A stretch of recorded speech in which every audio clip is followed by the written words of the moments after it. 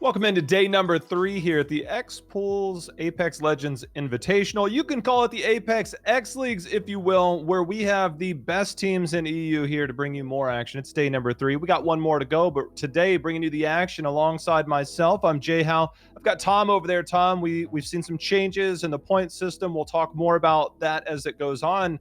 But there's a model of consistency that's been here for the first few days for some of these teams.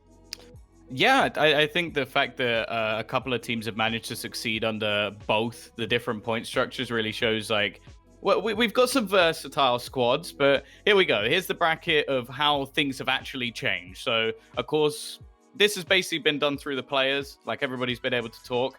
That is definitely a little bit harder to see how everything's going on now, but it will be basically a middle ground. So first day was run and gun, kill everybody as much as you can, which is my personal favorite. Unfortunately, as I have sadly learned, it's not all about me, Jay Howe. The second one was basically, okay, a bit more of a ratty, campy style. Like, if you get to the top, you get more points. And I think the players basically went, okay, let's try the middle. Let's go for the middle of that. Lucky number 13 for the winner, of course. And then obviously still the 1 point per kill. And I think few of the teams are a little bit further down in the points. So, for example, now if you're 11 and 12th, you still get a point. So they've spread it out a little bit more evenly, a little bit less top heavy as well.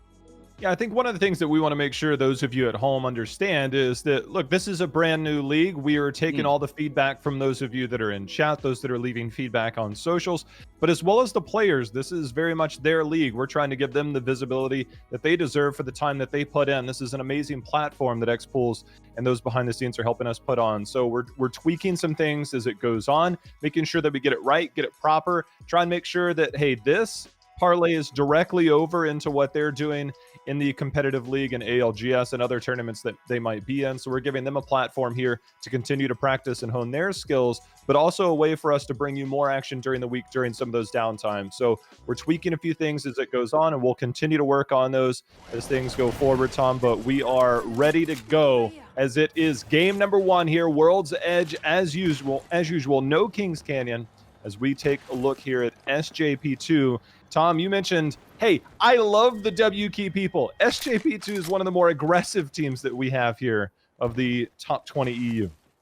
Yeah, and they've been doing a stellar job, like consistent over day 1 and 2, right near the top of the board at the moment in the overall scoreline as they sit with over 100 points. So they're definitely one of the teams to watch. Of course, Skyhook has been, I would say, contested, but it seems like the teams, I was talking to Pierre earlier, and he basically went, yeah, the teams over here almost have some sort of pact where they don't actually fight too much at the beginning. Like, they're almost happy to have their certain positions, and they want to survive a little bit longer. Whereas if you go over to the side of Fragment West/East, they're a little bit more brawly on that side of the map. Yeah, Frag East has been very, very common. There was even a joke in the Discord about BDS and Cooler seemingly fighting at the beginning of every single game. For those of you that are fans of Third Impact, they will not be in the tournament the next few days. There will be some details, I'm sure, somewhere else.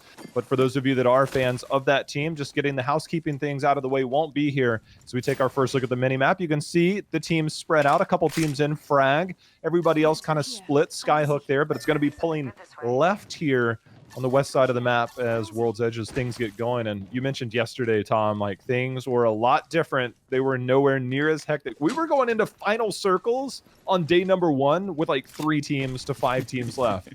After that, it's more back to normal, like 7 or 8 teams going into those final circles or 2. Well, yeah, I think even by like circle 2, we'd lost about 6 teams. Like there was a lot of battles going on, but it was worth the risk at that point. Like there was so many points on offer for kills. The teams who were more aggressive, take your alliances or someone like that, they were able to get so many frags at the beginning that basically then they just fought their way through with all of the extra loot.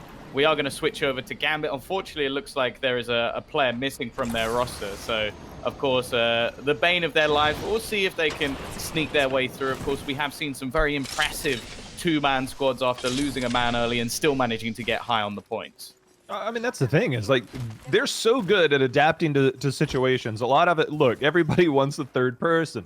But as you said, some of these times you get into these early fights and they know it's like, well, we can either bite down and just sit here and try and defend our ground, or we can kind of salvage the situation that we have. And a lot of these people are very adept to making sure that they can just try and hold. As we see a team on the other side of that vault tunnel. Remember, right now, Gambit is directly behind them in that tunnel, while we have this team here moving through train yard, see if anybody runs into each other, as they have a little bit of action above train yard too. So there's potentially 3 teams here top. Yeah, Na'Vi, one of the last teams I think I'd want to fight against, like renowned for their individual skill, and Impulse I think has already made quite a name for himself. It's going to be Triumph up above them, and it seems like both teams are happy to almost duck out of that one. But that does mean I think we have 3 teams around this area minimum. So already a few shots being taken. Just keeping that high ground for now. It's going to be difficult for any team to get anywhere near them in this section of the map. And that is a ridiculous shot with a wingman at range. A great start for Mady. Always makes me feel good when I can see that 2x on the wingman still popping off. It was always a debate, I think, when the competitive scene started to come around a year ago. It's like, which is better? And they realized there's a lot more poking, a lot more of these situations. So the 2x, and you'll even see some take it into close range, and that they'll just ADS and like switch between ADS and not. As we get a look at North, another one of our more aggressive teams. We can remember those games west of Harvester. They would just post up in the middle on that hill, and they're like, we've got some Watson fences, come and get us. As we'll see how this goes. They are starting to get healed up, and of course, day number 1, Mandy here with the play of the day, if you will, for one of their earlier victories. So a team to definitely keep our eye on throughout the day today. I might be a little bit biased because we casted day 1, but I'm going to go ahead and say player of the tournament so far. Like, the guy ended with 9 kills. He absolutely wrecked everybody. Supposedly, from what I've heard from the players, the first-person view was even better. Like, he was just wrecking everyone. So I'm giving him my personal player of the tournament so far. But, you know, still 2 days to go. I am biased, and I don't care. Yeah. X-Pools, again, on their socials as well, are putting out some of the top clips throughout the week. So we do see a zip going up to one of these hanging cable carts, but they put the clip up, and like there wasn't enough time to, like, in a clip that you can really capture the full essence. You get the exciting part, but if you go back and watch that VOD, I'm telling you, man, I watch a lot of Apex. I play a lot of Apex. It was some next level stuff, as we do have the Wraith. Look, if you're going to put the zip up, there's only one character you send up there. That's a Wraith. Why? Because they can just disappear and get out of there if things get weird. Well, we are going to move on to Wygers, who are looking like they're having a bit more of a peaceful time around the map at the moment, just walking through the sorting factory, looting up. They've clearly done a little bit of damage, as the Evo shield's already going to be into its level 2 stage. Of course, that's the one thing that they do have to do. It may not necessarily be full commitment battles in the early stages, but you want to make sure you're at least doing chip damage, spamming a few shots, hitting with that G7 Scout or whatever you have, Wingman in the case of Crit. But yeah, you need that to be at a higher level by the time you get to the end. Otherwise, you are going to get shredded. Looks like they're going to take a very, very long and safe rotation down. I mean, if they've already got a few kills, I mean, you kind of add those up towards the end of the game. They are going towards that balloon, so they could go south along there. As we take a look at Na'Vi here, the Havoc, we know what that does. Using some grapple mechanics, going to go ahead and hop on out of there. Look at that, man. Your own personal jungle gym. As he just goes from basically halfway across the map to the... If this is Kings Canyon, he basically went from Skulltown to Containment. It's been quite far. It seems like they're under quite a bit of fire. You can see on the kill feed as well, B100. I think they've just lost a hell of a lot of players. That seems like a third party, as I think they got a couple of kills just moments ago.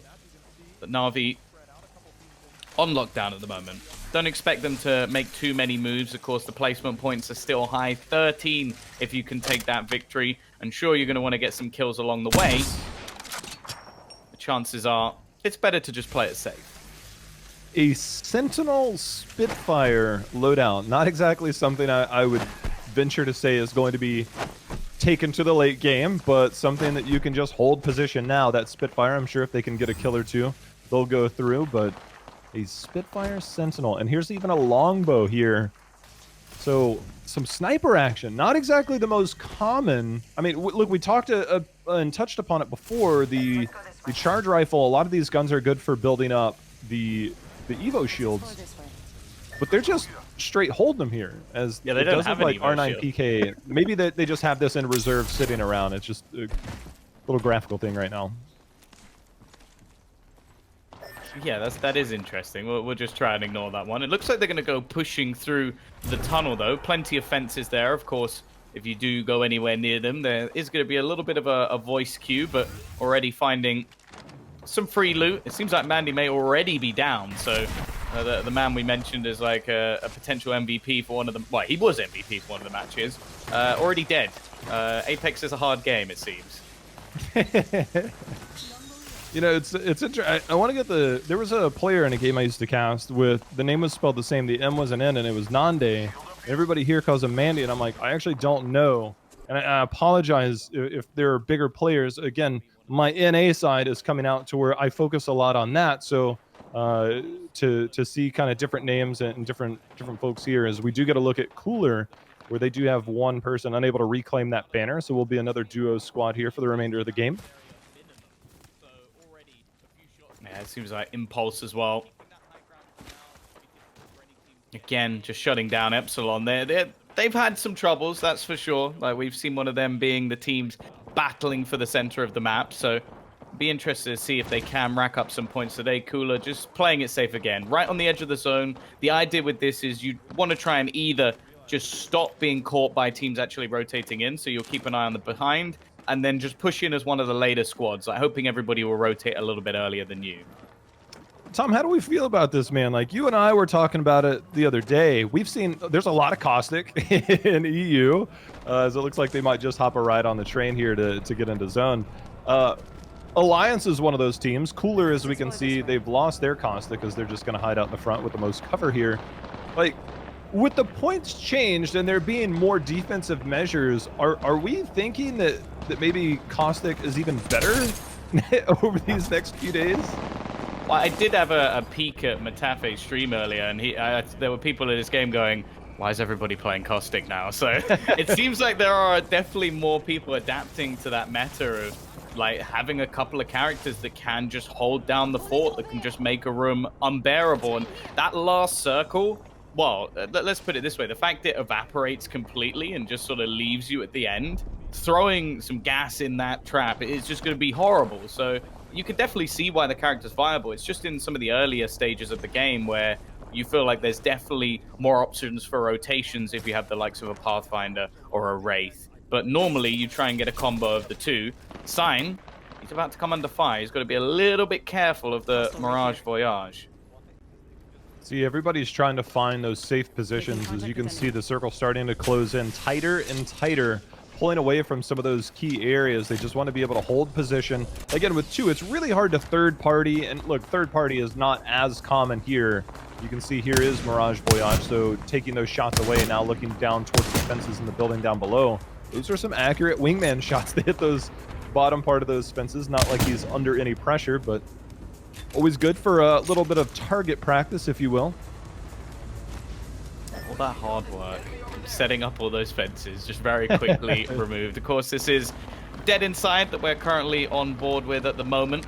I believe they had a reasonable second day, but it was the first where they did struggle a little bit more. We'll see how they're going to go into day 3. They are going to get themselves that information. Now, we saw this fail miserably previously with a team being spotted, but it looks like they're going to get away with that. And of course, the information, that's one of the main things, or one of the main reasons other than movement and rotations to play Pathfinder, is you can find out roughly where that final zone is going. Of course, I know that a lot of the pro players do have their own predictions, but it does seem like Respawn have done a decent job of at least throwing in a curveball every once in a while. Coming down to check to see if anybody's in here. Nobody is not. One thing we saw on that mini-map is the team starting to go towards that middle zone. We got the sneak peek, of course, with the Pathfinder, but that truck right there is prime real estate. We saw a team go there before.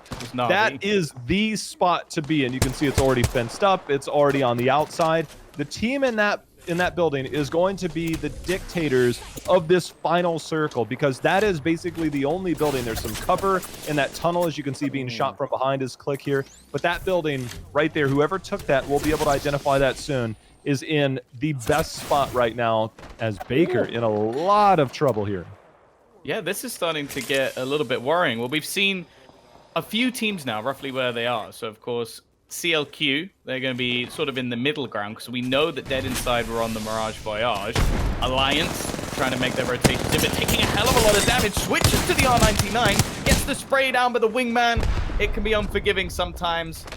Faith just trying his best to crawl his way out of there. If this is the last member of Alliance, our first place team, he has a self-res. This is obviously going to be extremely risky.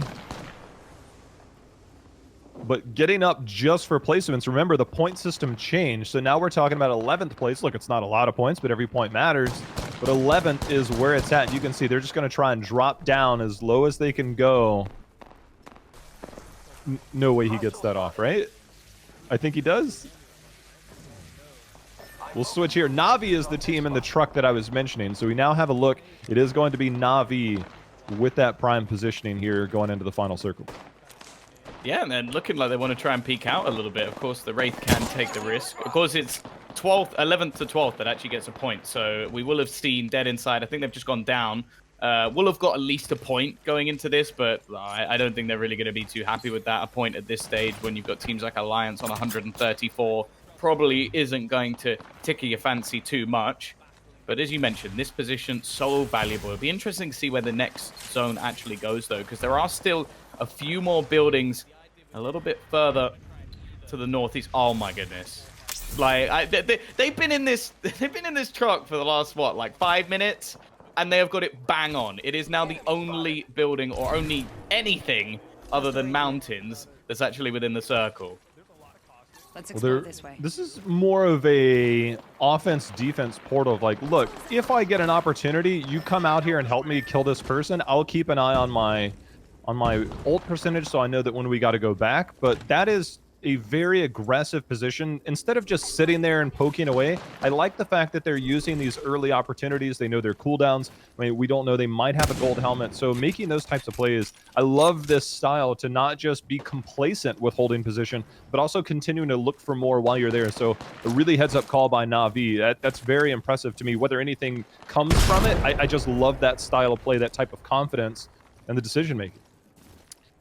We're going to move on to Ad Hoc Gaming, who are going to try and attempt some sort of rotation through. Of course, it's such open ground around the circle at this point that it's going to be very difficult for the amount of teams that are currently left to survive for this long amount of time. Nook, so much damage. Lazarus in real trouble here. They've managed to get into the points, but just trying to get towards the pawn actually escapes. The question is, has his teammate defended the other side? It doesn't look like it.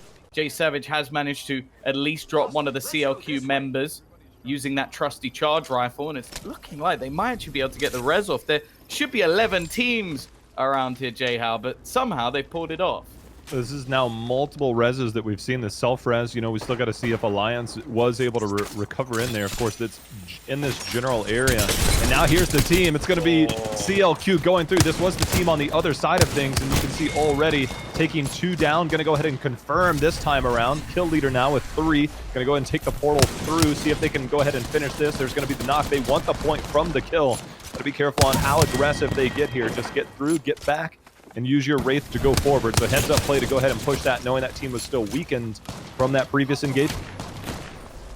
Yeah, the other thing as well is this is one of the only pieces of real estate that has any cover at all. The only problem with it, though, is that players can sit above. It seems like CLQ are more than happy to just sit back and relax at this point, knowing the center is being dominated by a team with plenty of fences around. Gambit, we spoke about them early in the game, only having 2 players. Hardzeki, though, has just been absolutely owned. The Sentinel, we questioned it early on, but it's seemingly going to do the damage. And, well, Gambit, they got themselves a point with a man down. It's not something you can really frown upon, but they're still going to lose their players. And now Ad Hoc, they're also in a bit of trouble, trying to make their way around the edge of this zone.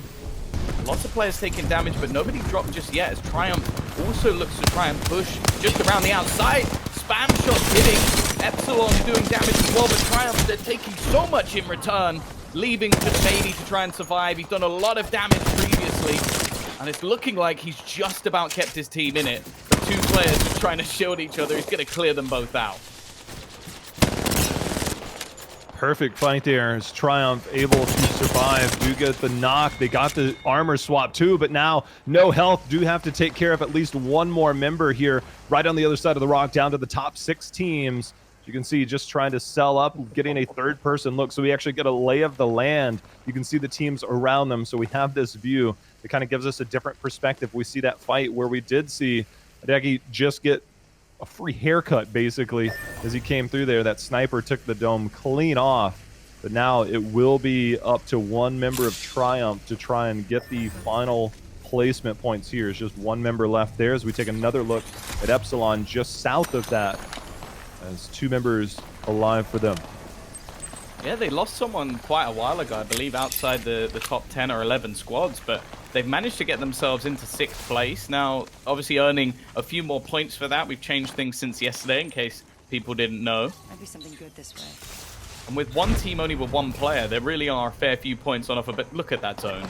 It really could have been better. I imagine Na'Vi is still just sat very happy in the middle. The only worry for them is the fact that every squad is now going to be zoning in on that position. Everybody wants to try and kill them off. Epsilon, that's a couple of free kills, however. One man dropped, only the res to keep him, and into 4th place they go. A lot of damage being taken by the zone, however, and they're going to make their way through the fences, but they're getting sprayed down. It was a delayed push from Cooler. It's going to drop one more man. Ad Hoc as well. They've all got themselves those red shields. They're in a really good position here. One of the best spots we've seen them in so far. Still, Na'Vi survive in the middle. We're seeing Impulse get another frag, but they want to push this. Ad Hoc, no, it's now or never. They've already been in some fights, so this is the perfect opportunity to try and do some damage. The Havoc, almost like a laser, but he's still going to take a lot of damage in return. They are going to be jumping over the top, and with one man down, they know this is the moment to try and close out the game. They've been in this spot since the very beginning. Xipeth to try and clutch this out, but the chance seems slim. Na'Vi have done it. From the very beginning, they guessed that ring correctly, and they defended it all the way to the end.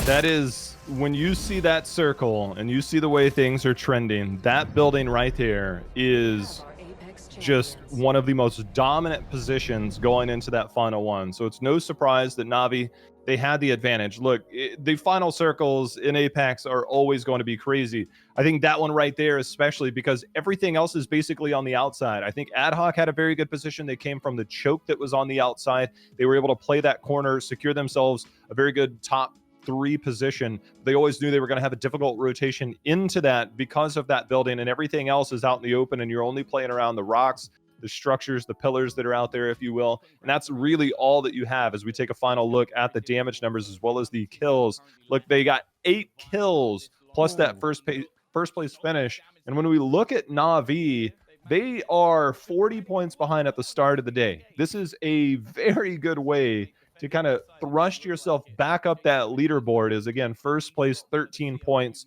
1 point per kill. So putting up 21 points here to kind of catch up. And of course, we saw Alliance did take some of that damage earlier. They got 4 kills, but they did go out in 11th place. So we will see some very big moves as Ad Hoc, of course, with that 2nd place finish and 8 kills of their own. So a nice rounded thing for us to kind of get our head around on day number 1 for this new point system. Again, the new tweaks. But now to see these teams come out and perform the way they did in game number 1, that's a heck of a way to start off.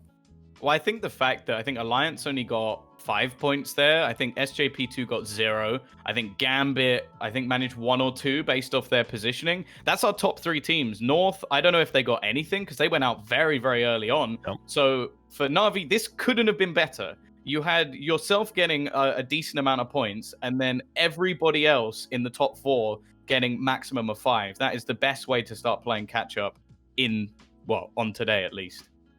Well, we'll see how much they do catch up. That's game number 1 of 6. We've got a full day of action for you guys. We're going to go to a quick break, give these players a chance to regroup, get our next lobby together. We'll be back in just a few minutes.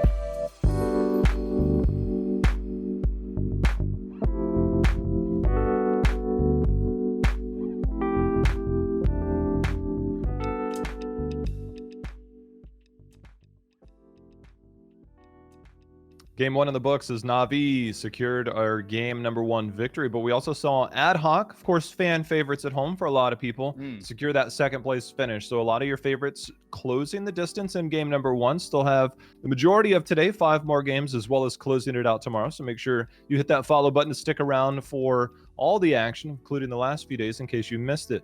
Tom, you know, we've seen the different adaptations. We've seen a lot of things, but as we take a look at the point system, we see that there's still a pretty big gap for a lot of these teams to cover to kind of catch up to Alliance, who has put themselves miles ahead of the rest.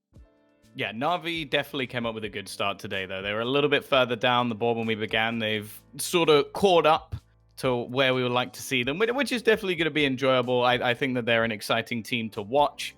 And yeah, I think that we're going to have some exciting games today. I'm hoping we'll see a bit of a rise out of VP.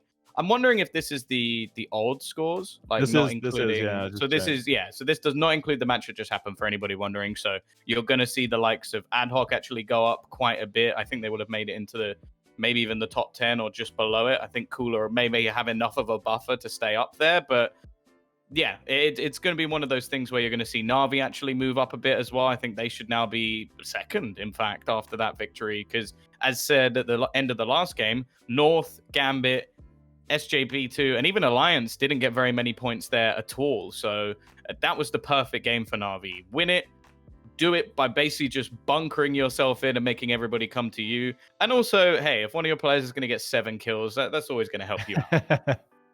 Somebody's got to get it as we continue to try and work on the scores there, but we'll come back to us for now and get you guys an update throughout the day.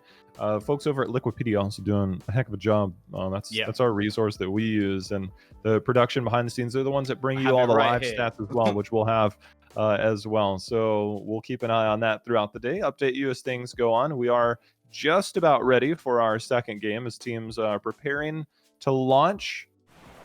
And here we go. We start ourselves off right in the middle of frag. You time that to perfection. It's almost like you're a professional at this by now. I'm retired, man. I haven't done this in so long.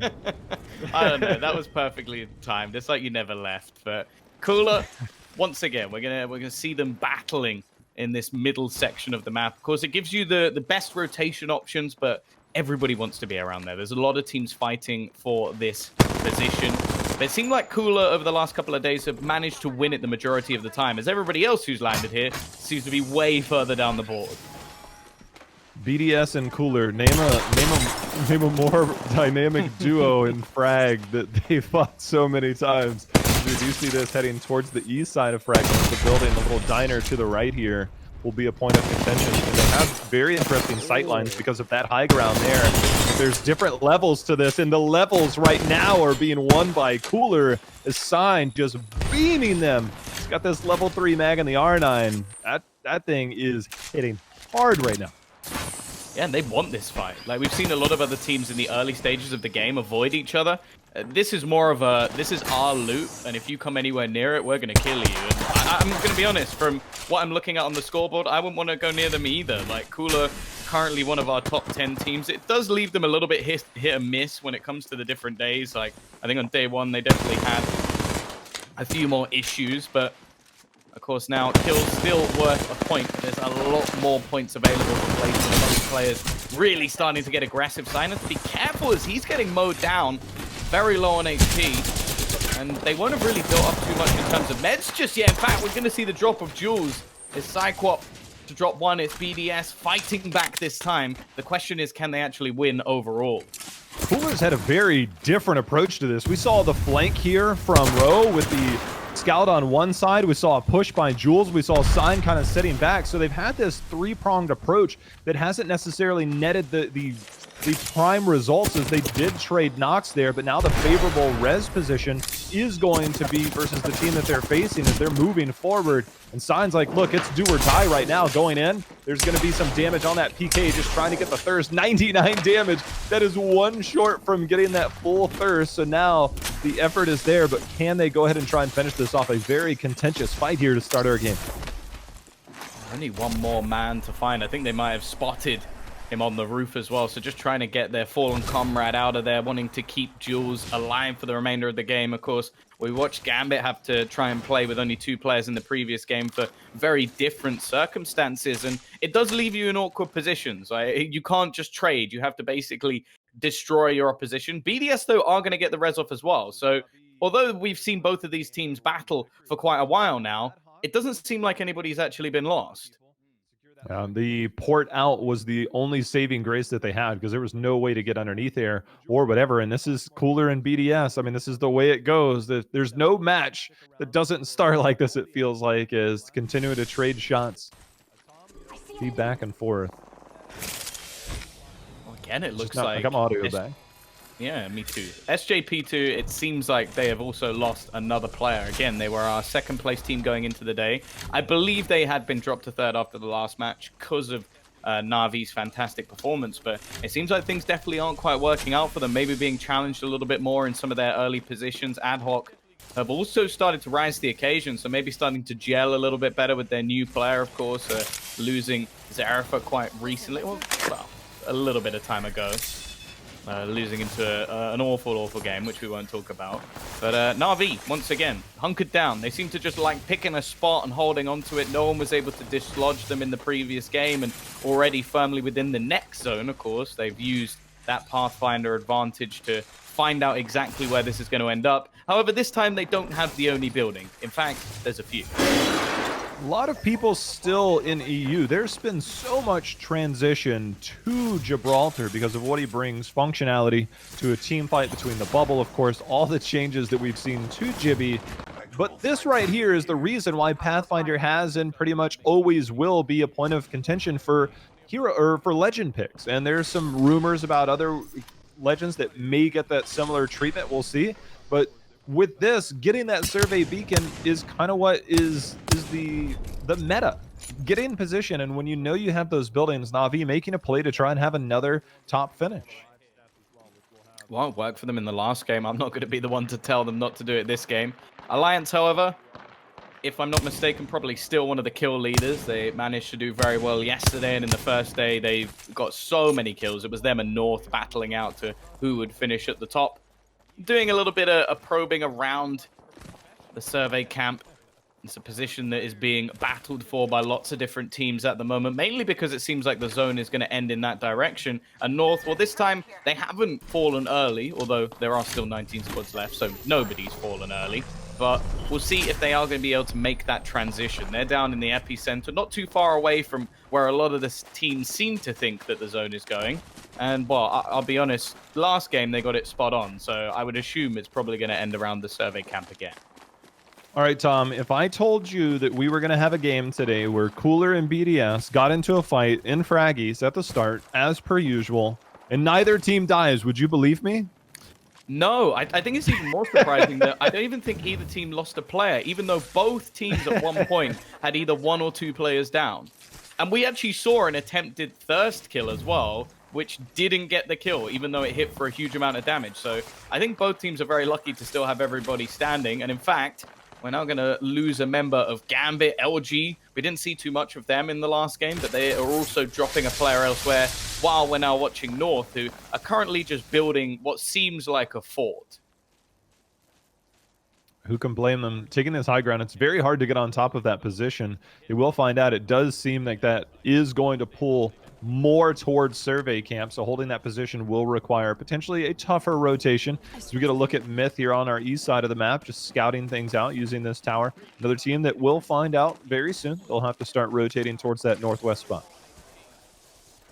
Yeah, Myth, well, one of the teams that actually managed to finish, I think it was top 4 in one of the, well, no, it was first in one of the ALGS groups, but we haven't quite seen them show up in this tournament just yet. So clearly not quite hit their stride.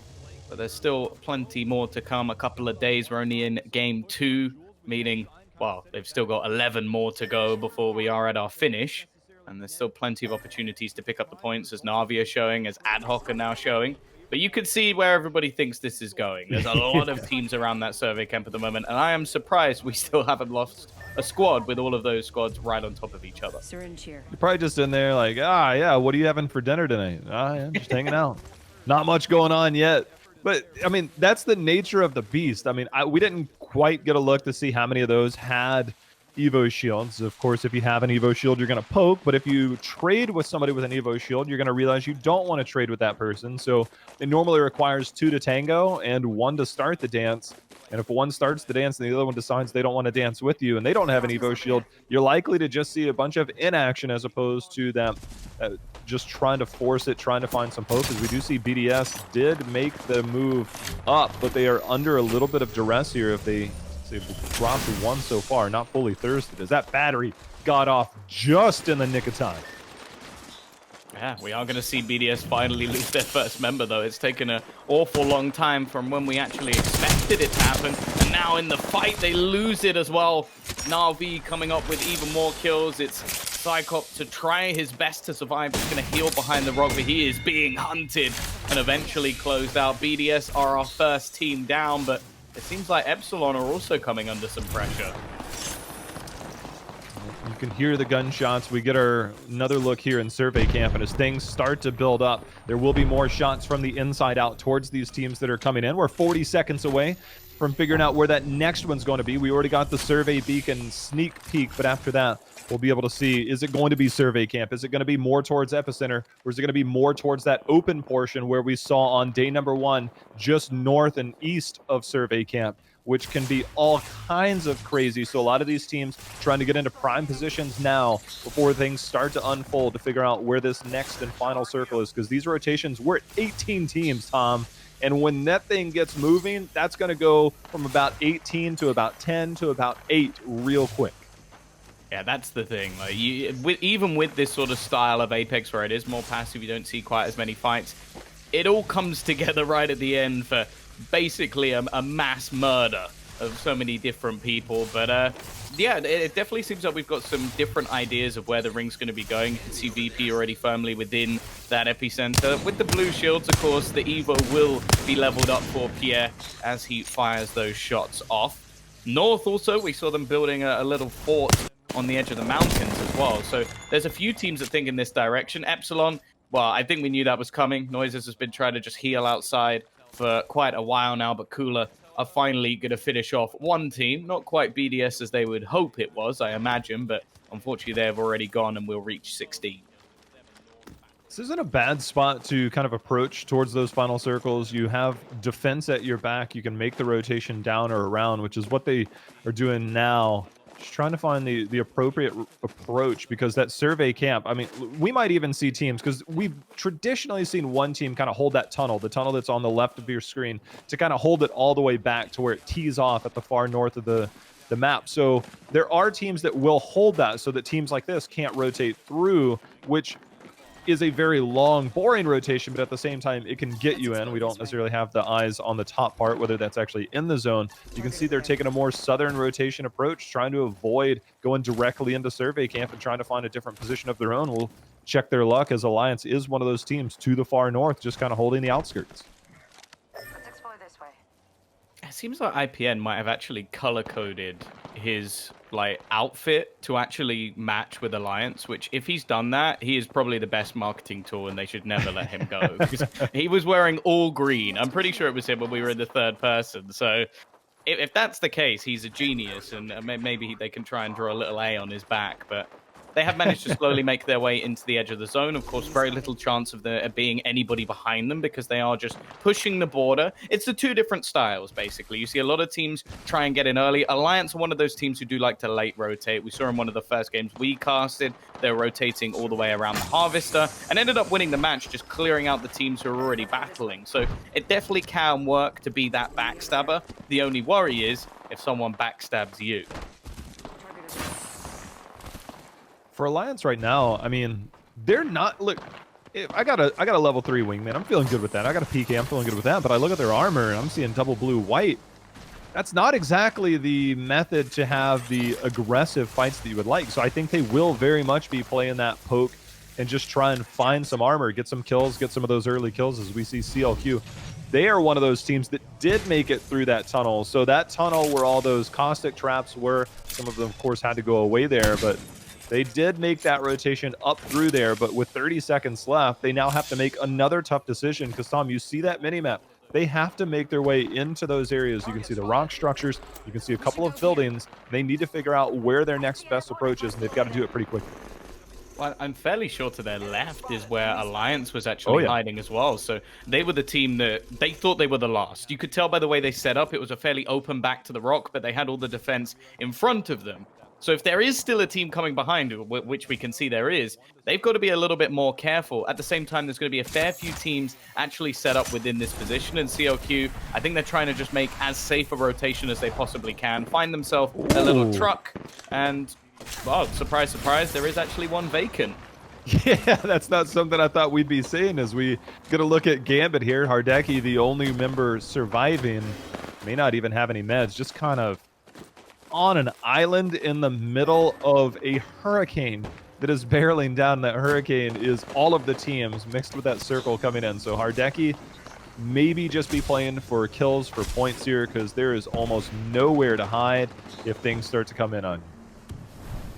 Yeah, I think he might be our wrap for the day, where the plan is to just survive as long as humanly possible. You're a lone man. The chances of you winning a 1 versus 3 scenario are slim to none. Of course, Gambit not off to the best start today, losing a player from DC in the first match, and now down to just one player for very different reasons.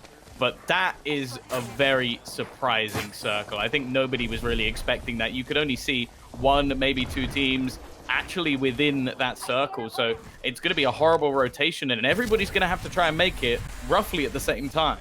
That is going to be absolutely nuts. Everybody that thought Survey Camp was going to be it now are looking around like, you go first. It's like that Spider-Man meme where it's like, you? No, you. It's like they're going to be stuck all rotating through. I'm telling you, this next rotation is going to be absolutely chaotic.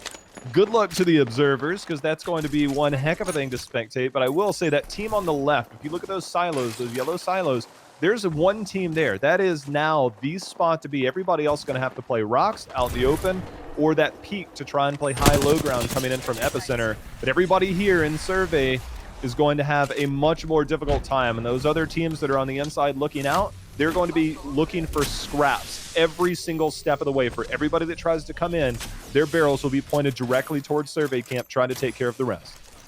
Well, we're now getting to watch how Na'Vi actually play when they haven't got the circle position spot on, because you can see where they were expecting it to be. They had all their armors set up, a few quick switches available, and instead they now have to, well, poke out into the real world, something I haven't done too much recently, but they're going to have to try and give it a go, and I am not hopeful for them here.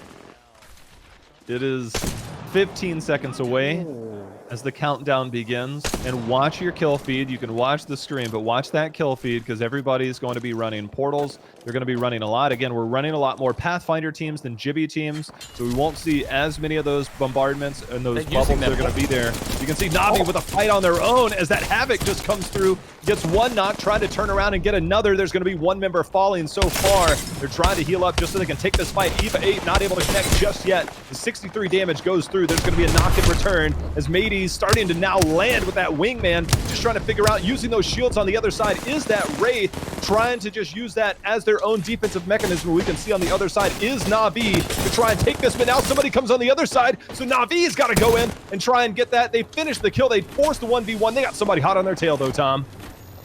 Yeah, and he's actually just walked into another squad as well. I think he might even die to the zone impulse. No! Oh, he gets through, and there's another team on the other side. There's no way that he gets out of this. Oh, that was a horrible scenario. They had to take the risk of going through Triumph's portal. They actually wipe out Triumph, which I'm sure they're not going to be too happy about. That's 3 points. That is 3 points that they secured right there. That is huge. Yeah, it's something at least, that's for sure. But now we switch over to Gamers Origin. They're looking to try and clear the team that Na'Vi tried to face off against, and it's all too easy. Lazarus are out, and we're down to 6. We went from 14, I believe, or 15 to 6 teams on that rotation. And now here's a look at LG, the team that did have that silo. You can see they are just in at this corner, so they still hold this. There's even a team that could potentially be inside the building right in front of them, as that corner's just there. But it looks like they're also trying to get high ground. They also know the rope juggling that they can do. So there's so much. And look at this. On the other side, they're like, hey, you know what? Dead inside, they're like, maybe we take that. Look at how many zips are all going to that one point of interest. Well, they do have the kill leader, at least at the moment, but this is just going to be another beautiful, elegant dance to see who can get on the top. Tanya will connect at least a few extra bullets. Of course, doesn't need to hit these shots anymore because already got that Evo shield max, but just trying to make things awkward, make these teams use some of their healing apparatus a little bit earlier in the round than they would like. Enemy over there. This is going to be a really awkward push, though. As you mentioned, so many different teams trying to get up to that point at once. It looks like Dead Inside are going to try and take it a little bit early. They've got some positioning set up, and with their Wraith still poking and prodding and just spotting on the other side, they may spot Gamers Origin, but as of right now, they're just searching for the rats. Yeah, there's a team directly below them, so they are going to try and shoot across. There's going to be a Jibby, so the orbital bombardment coming again. That is a Pathfinder team, which means they cannot stay up there. 118 on the sniper comes through to crack them, and they are out in the zone, so it might force some different rotations, and you can see the damage raining down in the middle as the orbital bombardment just wreaking havoc. You can see still 6 squads left. The defensive bombardment did go down. We got 1 knock. We'll see how the rest unfolds here. Yeah, I think one of the players from Dead Inside actually got killed by the bombardment, so that extra sniper shot they hit initially, and now, well, with the high ground, this is going to become a bit awkward for the remaining teams. They're just trying to spot where they are. Alliance, they've managed to make their rotation through, but you mentioned it earlier, they do not have the best armor. They do not even have the best in terms of weaponry attachments. They're in a bit of an awkward position, but we have seen them make it work before. Tom, they have the secret weapon. Oh, they have the caustic. This next zone is wide out in the open. So if they can just keep the caustic alive, anything is possible. Because there is no cover to save you from caustic going into this next circle. And I'm assuming he's sitting on his ult, because there's no way you're... Yeah, there it is. You can see the ult is ready and available. It's about to get a little stinky in here. I wonder if they're just going to throw a few extra traps in there as well. It's just a worry if it will maybe stun their own teammate. They've set up a portal which will go right into the center of the ring as well. So they are going to look to try and take prime position as soon as possible. We know that there's a Gibraltar just on the edge around the rock, and Myth are still surviving, but they've lost their Wraith. So winning this, they basically have to kill everyone. They're not going to be the ones surviving the longest. The queue gives you that extra luxury. It seems like everybody knows where all the remaining teams are, although I did see a Pathfinder trying to jump across, and now, as the move begins, that's a lot of damage being done. It's the Corsicle to actually kill someone off as they now go pushing right into the center. The Q going to be used initially as it doesn't fade out just yet. The shots from the Peacekeeper just not connecting, and they're going to get dropped. This Gamers Origin again doing so much work with these kills. That's now 8 alone on MPE, and with W Serious also being able to chime in with another one. Gamers Origin are going to get so many points at the end of this game. I mean, they know that there's one member still up on here because this team is directly on the corner. Havoc starting to go in. You can see the return fire as we get a third person look here, and here comes the 301 actually coming in. Gamers Origin getting aggressive, now taking it down. And the last member is there. Here comes the bubble, and this is going to be the way that they can hold this out. Right there on the corner is all they have to take care of to try and go. There's going to be the crack with the wingman shot, and now just coming up, trying to use any cover that they have, and it's not enough. Is Gamers Origin able to push in, get aggressive here at the end, and close that out? What a finish for Gamers Origin there. That was a monstrous game from them. Like, we saw them eliminate so many different teams. Like, nobody seeming even able to challenge versus them all the way through that one. I'm not sure how many kills they ended up with, but I know that one player had a minimum of 8, so they've got 10 plus at least. So they're going to be really in the points, and of course, total at the from the first 2 days, they were ranked 6th. I think that will push them up quite significantly. I mean, think about our teams that have taken first place they're on the fringe. Na'Vi and Gamers Origin have both come through. They've been sitting just on the cusp. They're within striking distance, if you would, at the start of today. And now they've come out and put up some monster games here in games 1 and 2. We did see the resurgence of Alliance, only 2 kills, but they did get a 4th place finish against some changes. But my goodness, look at these top 3 teams. Placement is there. Tom, look at the kill differential between these teams, though. LG with 0 kills. I think that is hilarious. They were the team, I think, at the end just hiding behind the little piece of cover that they had left with the zone. But MPE, 11 kills. You have to feel a little bit bad for W Series getting 2,300 damage and only 2 kills. But, someone yoinked them. I'm not going to say who it was, MPE. But, yeah, Myth as well with only a single frag. It seems like some of the early battlers went down. Like you can see Dead Inside coming in with 7 kills. But, yeah, there was one overall winner in this game. And Gamers Origin, wow, hats off to you. That was fantastic. That ending though, the way that they were aggressive, then the way that they knew that they needed to finish, they identified the situation. The fact that that corner, I could barely see it when we were looking at that final circle. That corner was just in, but they also were basically trapped. So that team had nowhere to go. It's like peek in or peek out. They did their best to try and fight against that. So it wasn't too bad at all for them to try and hold that position. It secured them a top 3, top 2 finish even. But as you pointed out, no kills to go along with it. Feels a little rough, but for our first place team, I believe they put up 15. So all these teams that are getting first place also seems to be putting up monster games in terms of those kill department to try and climb that ladder. Yeah, it seems like the goal in this game is to frag out, and then maybe you'll get the extra points as well. Great game from them. I believe we are going to be going off to a short break once again, as we will have our third match coming up relatively soon. So make sure you don't go anywhere.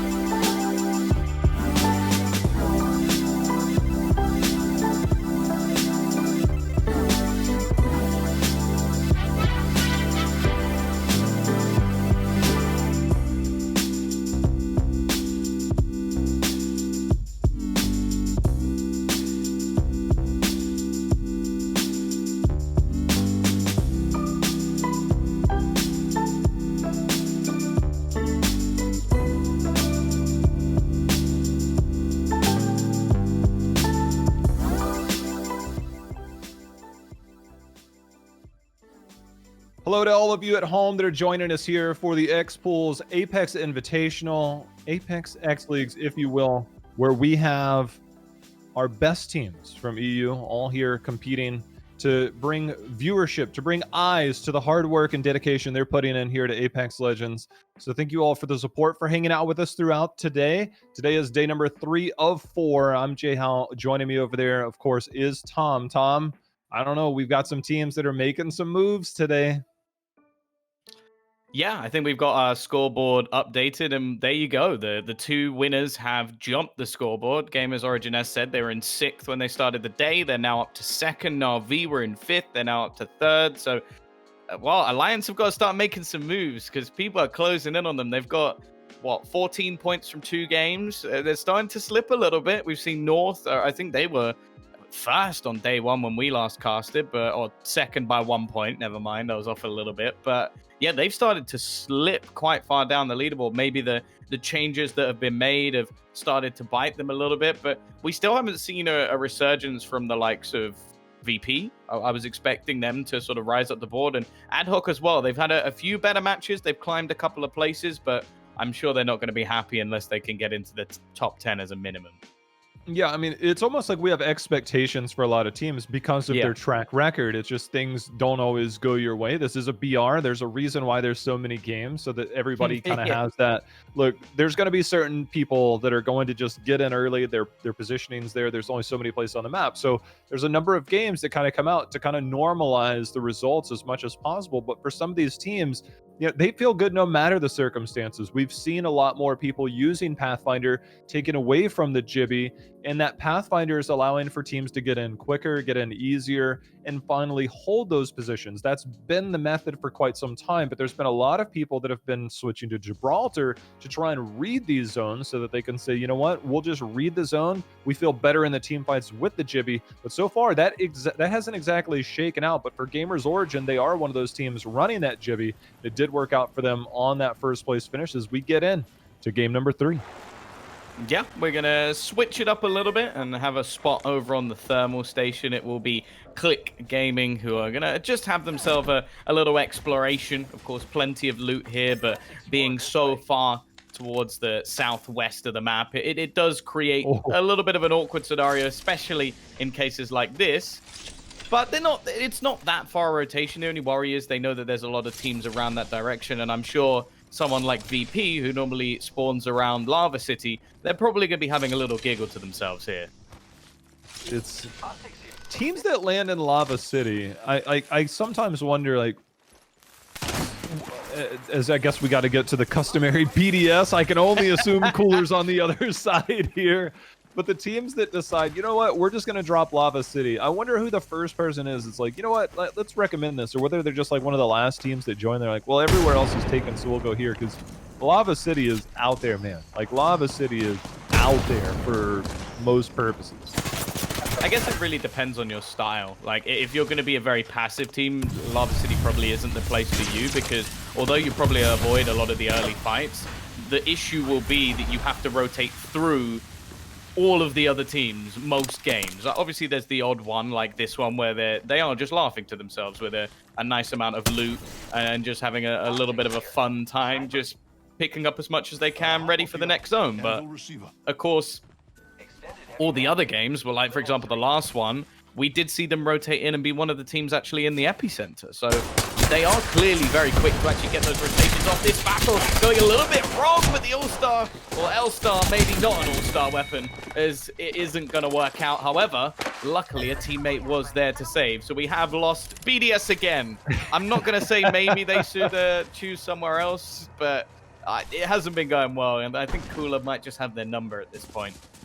Will they ever just not do it? I mean, is this like some unspoken agreement that it's just like, look, no matter what, this has to happen?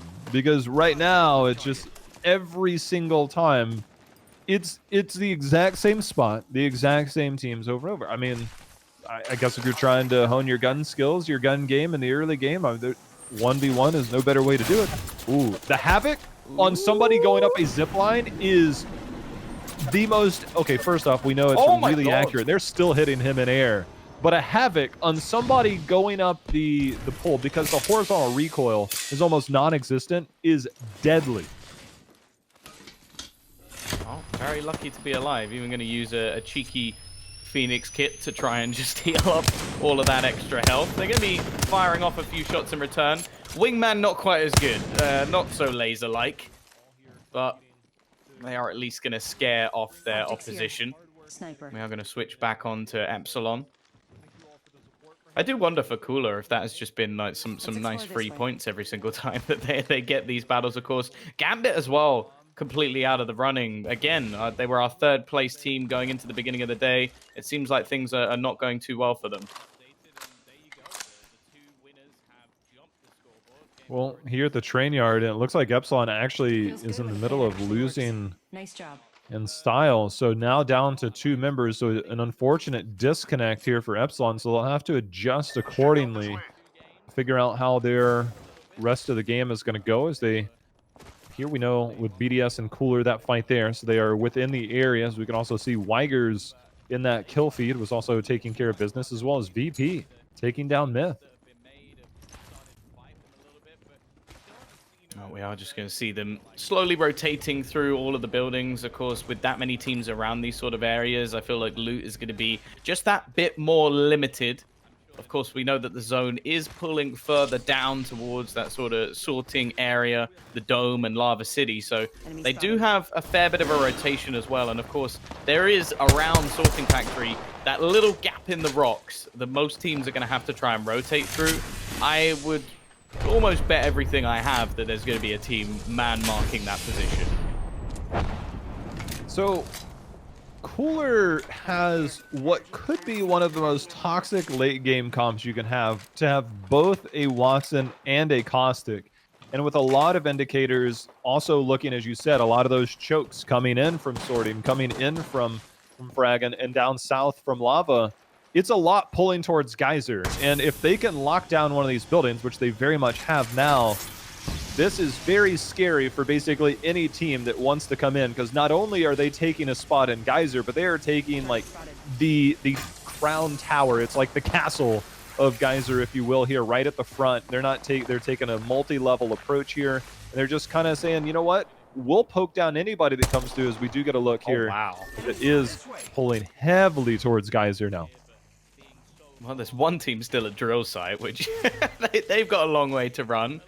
But I guess if everybody's cleared out early, it does give them a free pass to run all the way through. Of course, it's hard to know that. Again, I'm not surprised. We are going to see Na'Vi already built up in a building. They've got themselves a decent loadout as well. Wingman, Havoc, a blue extended mag, and a reasonable amount of armor already. Of course, we know that there's already another team in the form of Cooler who are set up a little bit further to their east, but it is going to be a tough position to try and defend. And the thing is, it can easily go very wrong again. I think a lot of teams are going to start predicting the Geyser as a finish point, and we saw the positives for Na'Vi when they got it bang on, and we saw the negatives in the last game when it just wasn't the right position. Longbow shots coming out. We saw the headshot. One thing for Na'Vi, they were actually pinging the far east side. It's like the southeast side of Geyser. That's where traditionally we had seen a lot, but we'll focus on the fight at hand here. Dead Inside has their work cut out for them. We'll grapple back.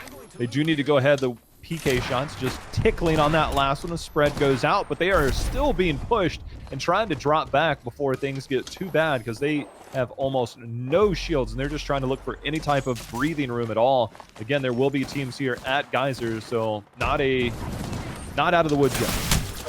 Yeah, no, they're in real trouble. I think they're being shot by multiple different teams, and Stanny now hits the deck.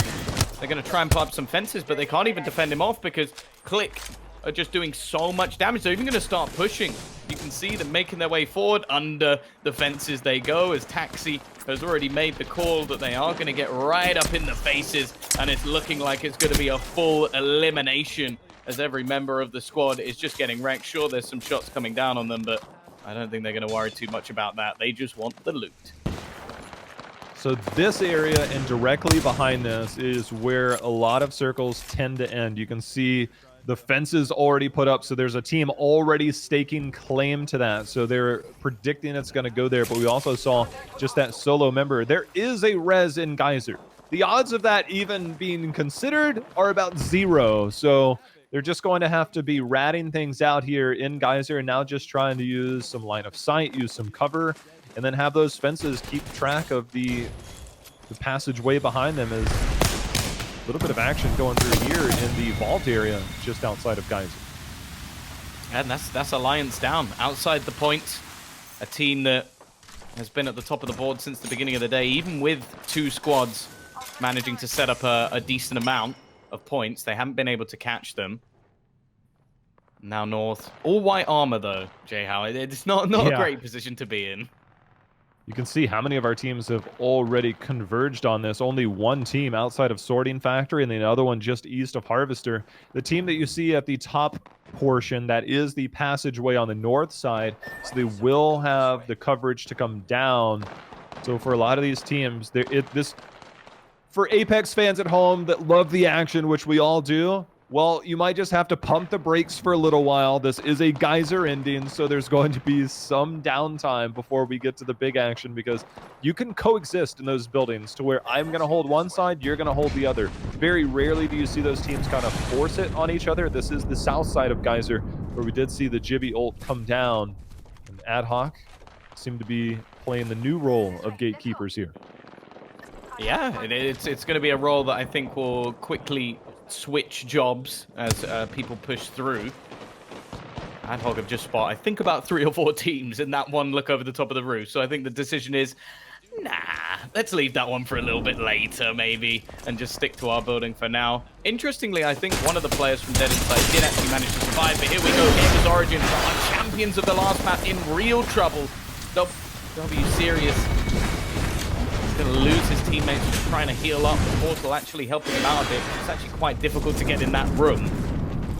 They actually such a risky res here, Tom.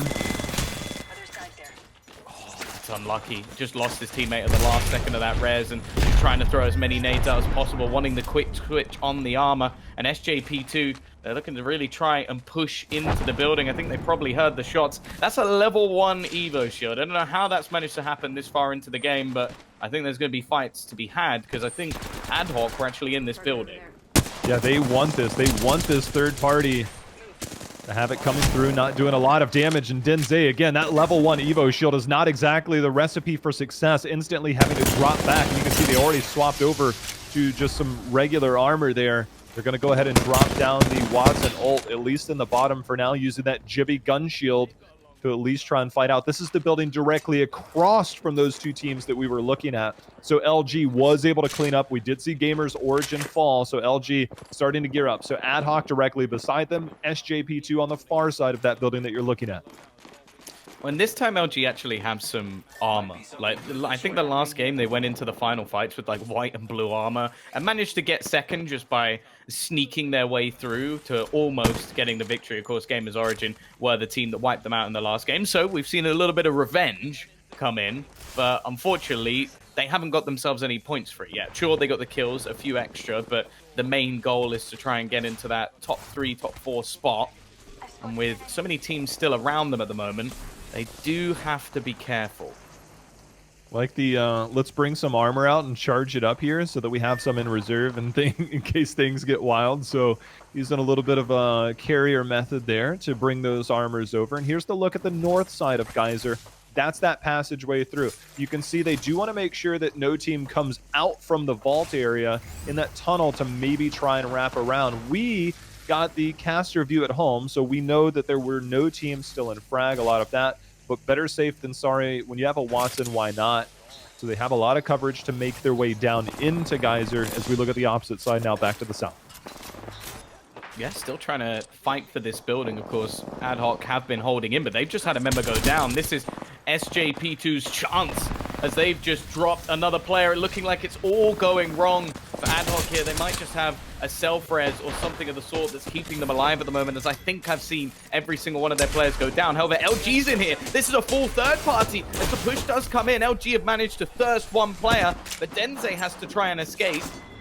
And I'm not sure I want to be the one fighting Luminosity at the moment. As they've wiped one team, however, they do lose a member in this battle. The first player down, Zania, is gone. Oh, they have double gold now. SJP2 has a chance.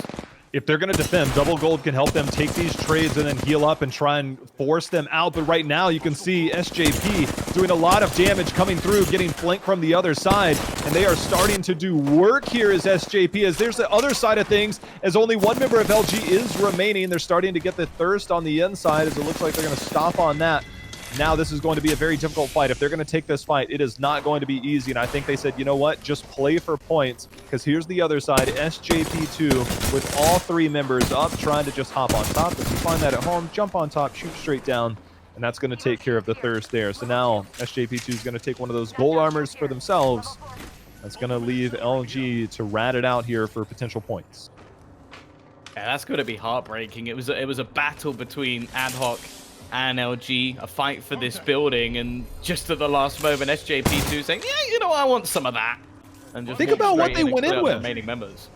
Think about the armor that they went into that fight with and how they're able to come out. That is insane that they felt that confident they were able to time it as well as they did and to come out now fully looted. That is crazy.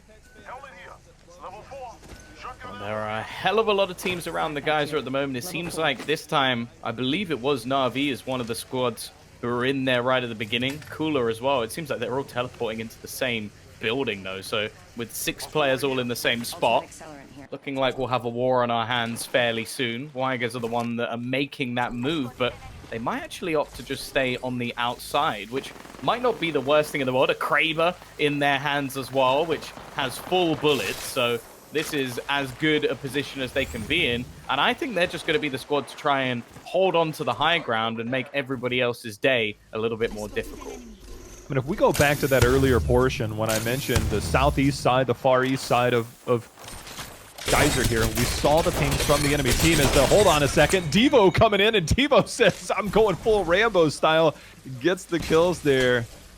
But with that, B100 now able to start to res, but that area, Weigers has been there for what seems like the beginning of the game, and they're going to hold that position until the very end, as the Devo is one of the more terrifying guns that we have in the league. I'll take a Devo over a Mastiff, man. Like, Devo is insane.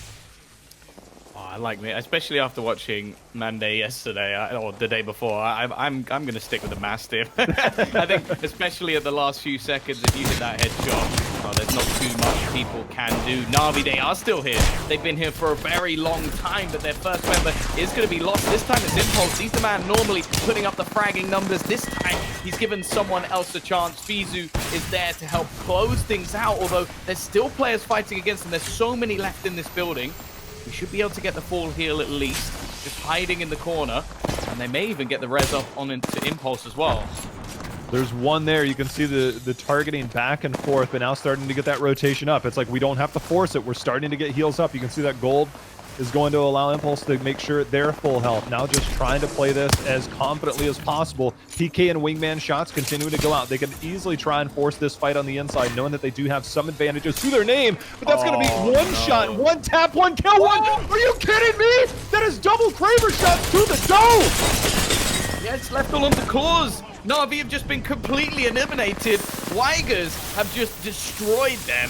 And now SJP2, one of the teams trying to rotate through, but they're getting wrecked along the way. Epsilon, I think they were playing as just a 2-man squad. They've survived all the way into the top 6, and they're making things awkward. This is the man I want to be watching, though. Crip with the Kraber, as he has cleared one roster, one victor, you could say, so far today, and already has 5 kills under his belt. I mean, if you want to talk about just money right there, taking 2 of the 3 down with 2 bullets. Like, oh my God, that was, I mean, I feel bad because we were watching the receiving end. It's one of those ones where it's like, oh, I wish we were on the other side, you know, to see that. But seeing that, I'm like, wait a minute, that's one shot. That's another. I look at the kill feed. I'm like, that's a Kraber. And that is just nuts. I love to watch and one that I normally miss almost every single shot. Luckily, people in the server are slightly better than I am, but we are now into our final four. VP, a team we haven't seen too much from, but I remember at the beginning of the game, we were talking about how they had one of the shorter rotations. Clearly, the teams actually getting into position earlier are the ones that seem to be lasting to the very end. However, Noth will not be with them. So a chance for some points to be gained. Headshot actually hit off the R99. Starting to see their way around the rocks. This is an individual fight for PA. Has to be careful. He is playing a Pathfinder, so the movement is quick. However, not quite as safe as fighting with Wraith. Yeah, movement's quick, but that hitbox is large, and right now they want to try and play for points and create an opening. That's the main thing. Yes, you want the points, but you also want to create a path to get to that final circle with 4 teams left. Right now, the fight rages on right out here in the middle. They're trying to get the zip line up, but the circle starts to come in, eating a lot of this damage. Here's going to be that Kraber shot on the other side. 123, going to land onto one, knowing that they've got the crack, trying to look for another one. Anybody that crest up over it as the bubble goes down just in time, as there's going to be a few more shots in this Kraber remaining as Weigers holds the prime spot to try and get this top finish as another Kraber shot lands, Tom. This man is unstoppable. I think he's missed one shot from what we've seen so far, and even that was not too far away. His team looking in such a good position. SJP2, they're getting the self-res off as one member defends. Cyback still alive for now, but they're going to be worried about that Kraber. It doesn't have too many bullets left in the chamber, but enough to wipe out their squad. And as you can see, they are as close to the edge of the zone as can be. Weigers, they're in prime position here. There's no better spot to be than where they're at right now in that building. The other teams you can see remaining here on the outside, all trying to they know there's one team to contend with, and they all know that they're there, but they all have to deal with each other before they can even consider. And this is SJP2. They were on this rock. They've now moved forward. As you can see, Raiden taking a lot of damage from that side over in that corner. Gonna have to drop back down. Bat's gonna come off, but we are 35 seconds away from what will be the final circle with only 3 teams remaining. There is not much left but to try and close this out. Weigers, see if they can do it. This is their game to lose at this point. They've been doing so much damage across the way, but a double gold armor for SJP2 could cause some problems. The shot's not quite being connected with the Havoc, and actually doesn't have a huge amount of ammo, so they have to be a little bit careful that they're not just wasting it, I guess you could say. We are going to see Weigers now just prime position again on the building. Push coming in, the Wraith already taking so much damage, and while the clock will be ticking now for this final zone to be coming in, and they're going to have to start moving in their direction. Paradise, though, does take an early clip. They're going to have enough to defend him, and both teams just bubbling in the first few seconds. You can see they're both homed in, trying to take down Weigers. That's their biggest threat, even though they're both currently opposite each other. See whose bubble drops first and who's going to be ADS, and they're going to try and move directly in and under here, see where these fences lie, as there's going to be a lot of damage onto Denze. He's just trying to go in and make some room for the rest of the team to come on in, but Weigers now shooting down on the B100. B100 trying to fight this. Denze took down one from Weigers right now, but here's on the other side, it's Free coming in for some of his own, and you can see the fight and the chaos reigns here, Tom. Yeah, they're doing so much work. B100 have dropped another member of Weigers. They might be the ones about to steal this from under their nose, as going in with that devotion, just shooting as many shots as possible, switching to the G7. Not the best weapon in this position, but still able to at least bring things close. It's left onto Yatagan, trying to clutch this one out. There's still 2 teams standing at this point, or 3 teams even, that he has to try and kill. Weigers have managed to recover at least a little bit from their early damage, but they lose Paradise as well. Yatagan trying to do everything. His squad members, all they can do is try and defend him with the shields. But it's going to be that res. This is so risky. It could be hurt. Just right there for the PK shot. B100 says, hold on, not on my watch. They get the takedown there, and this is an interesting spot. That's going to be the 1v1, and they cannot take it, as I believe that's going to be, was that Denze that came up for the kill? I know we just heard it our ear. What, do you want to say that one more time? SJP2, there we go. Yeah, Denze, I believe, came up and just said, you know what, I'm finishing this job. No matter what, whoever's on top and down below, if you're the Watson in that one, you're still going to be the one that's like, I need to force this. I can't afford to wait that out versus a Wraith in that final circle. But Weigers somehow, I don't know kind of what went down. I don't know if it was intentional. I would love to know kind of their thought process, because they gave up the inside of the building. They were going out looking for kills, things like that. I'm not knocking their play. I'm just curious because there is times where you get stuck in the building, so it makes it hard to finish those kills, but it also makes it difficult to try and finish that because you have to come out. As we do see, Weigers put up 10 kills, but our big winners, as SJP2, one of our top teams coming into today, put up 9 kills as well as securing that first place finish. Yeah, I think this is also one of the top finishes we've seen from VP, who have definitely had their struggles, but a better zone position this time gave them that rotation. Gamers Origins, our victors of the last game, didn't get a single kill and got a 1 placement point. Welcome back, everybody. After that break, we've got everybody primed and ready to go. We hope you're ready at home as well for more action, as we've got 3 down, 3 more to go, with a lot of teams making some moves on today's leaderboard, Tom. Yeah, for sure. I've been keeping a little look at like the kill leaders because that's what excites me the most. Having a little look on the website, and you got Impulse leading the way, 34 kills for that man. He's been playing incredibly well. And well, we can just have a look at the scoreboard at the moment. Alliance are still retaining their top dog at the moment, it seems. But there are plenty of teams looking to try and challenge versus them. That is going to be still the guys at SJP2 having a pretty good performance. And yeah, overall, like their sort of comeback throughout the day has been impressive. That last game, they basically just slaughtered everybody on their way through. It's going to be quite a sight. You know, obviously there's going to be some teams that are going to be at the bottom that seem like it might be an impossible task, but one thing that we know is that there are certain teams.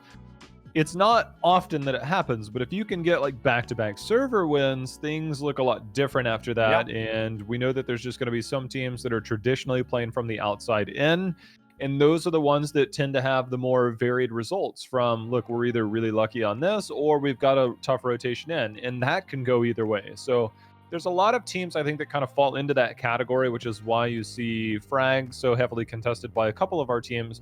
But it was nice to see certain teams, you know, between BDS and Cooler.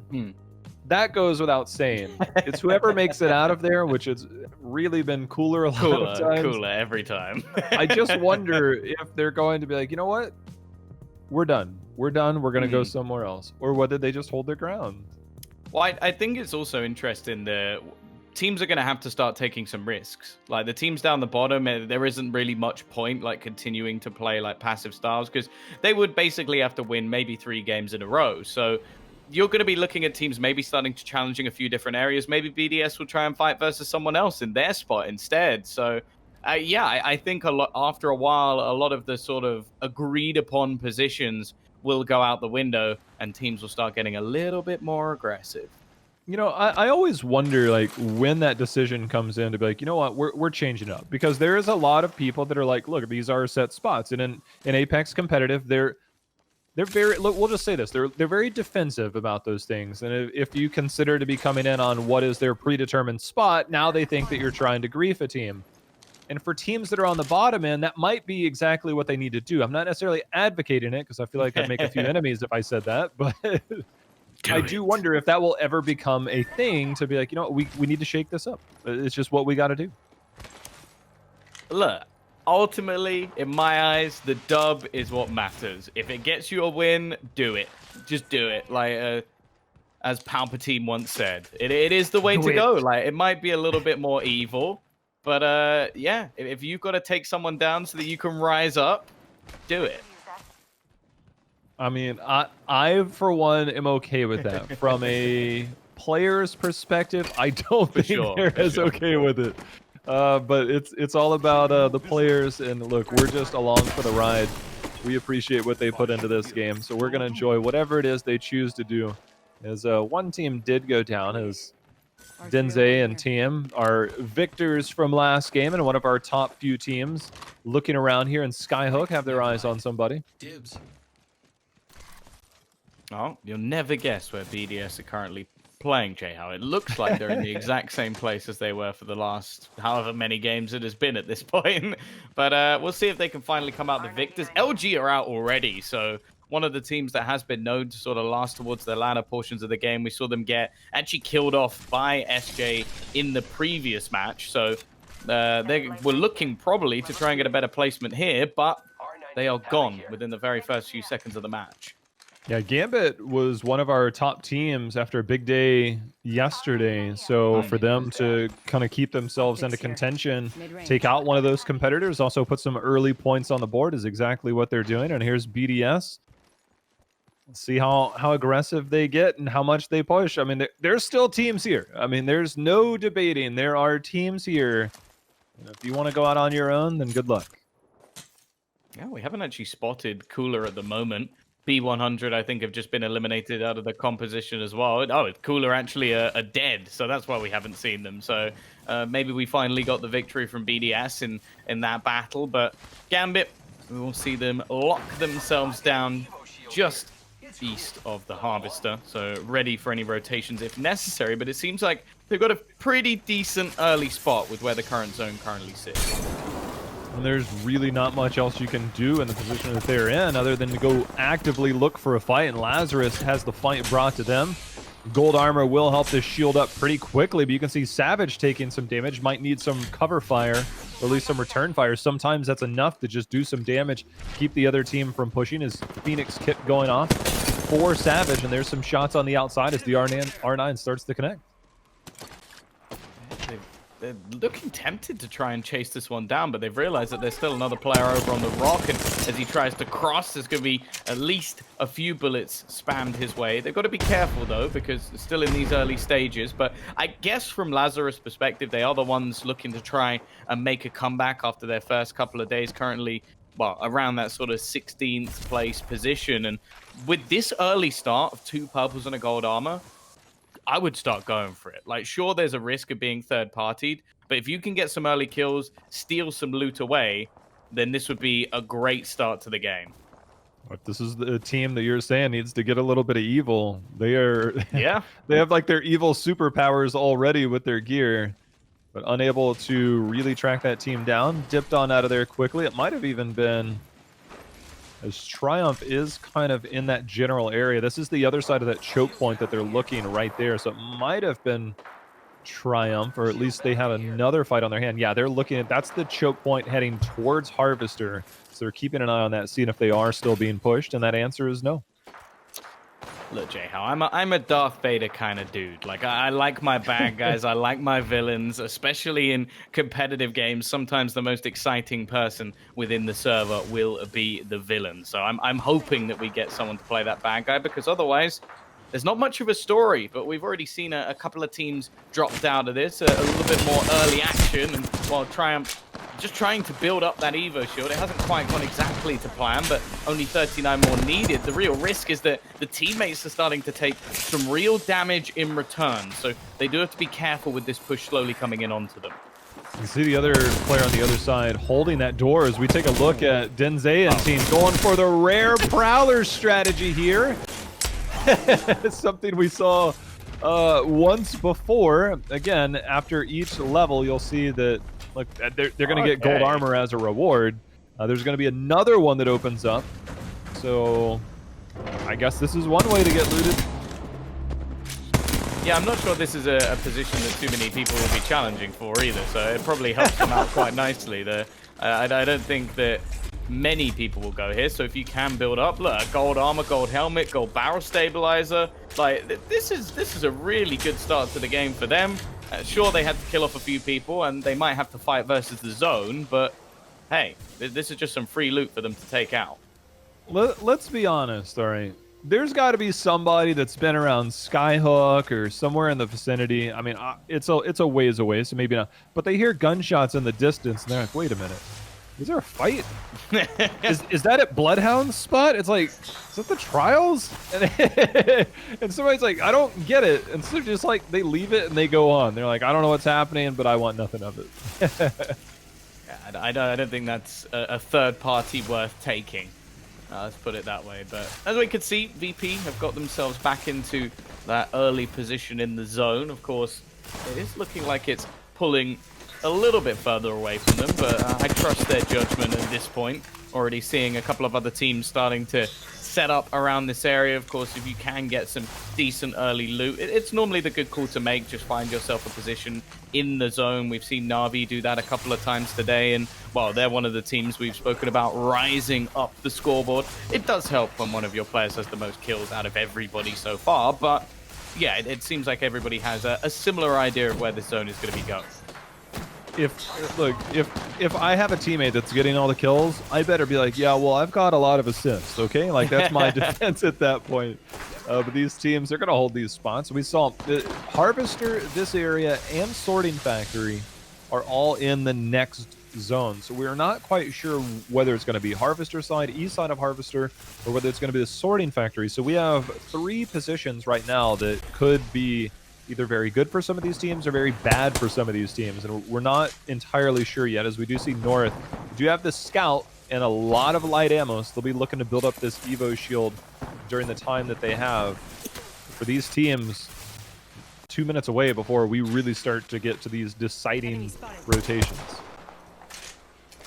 Yeah, this is all about the Evo shield once again, as they already have the Wattson ultimate down in there, so they don't even have to use any of their shield cells, which, as we can see, they don't have many of. I'm hoping that RPL has a few batteries hidden away that we can't quite see at the moment, otherwise he might be into real trouble. But we're seeing the different gambles being taken by teams. So Lazarus, we did see a Harvester position the other day. Now, it was actually the team, I believe it was Alliance, rotating in that managed to get the victory off that one, with so many teams battling for position inside the building. However, at this point, it's really hard to tell if it will actually pull in that direction.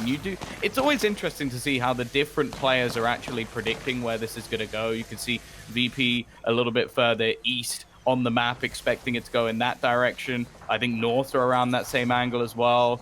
Then you see here, it's the guys dead inside, I believe, who are going to be sat on top of Sorting Factory. You think it's going even further south. So instead, it's not Harvester, but it is, well, unless it goes right on the corner of it, which I'm going to say I doubt.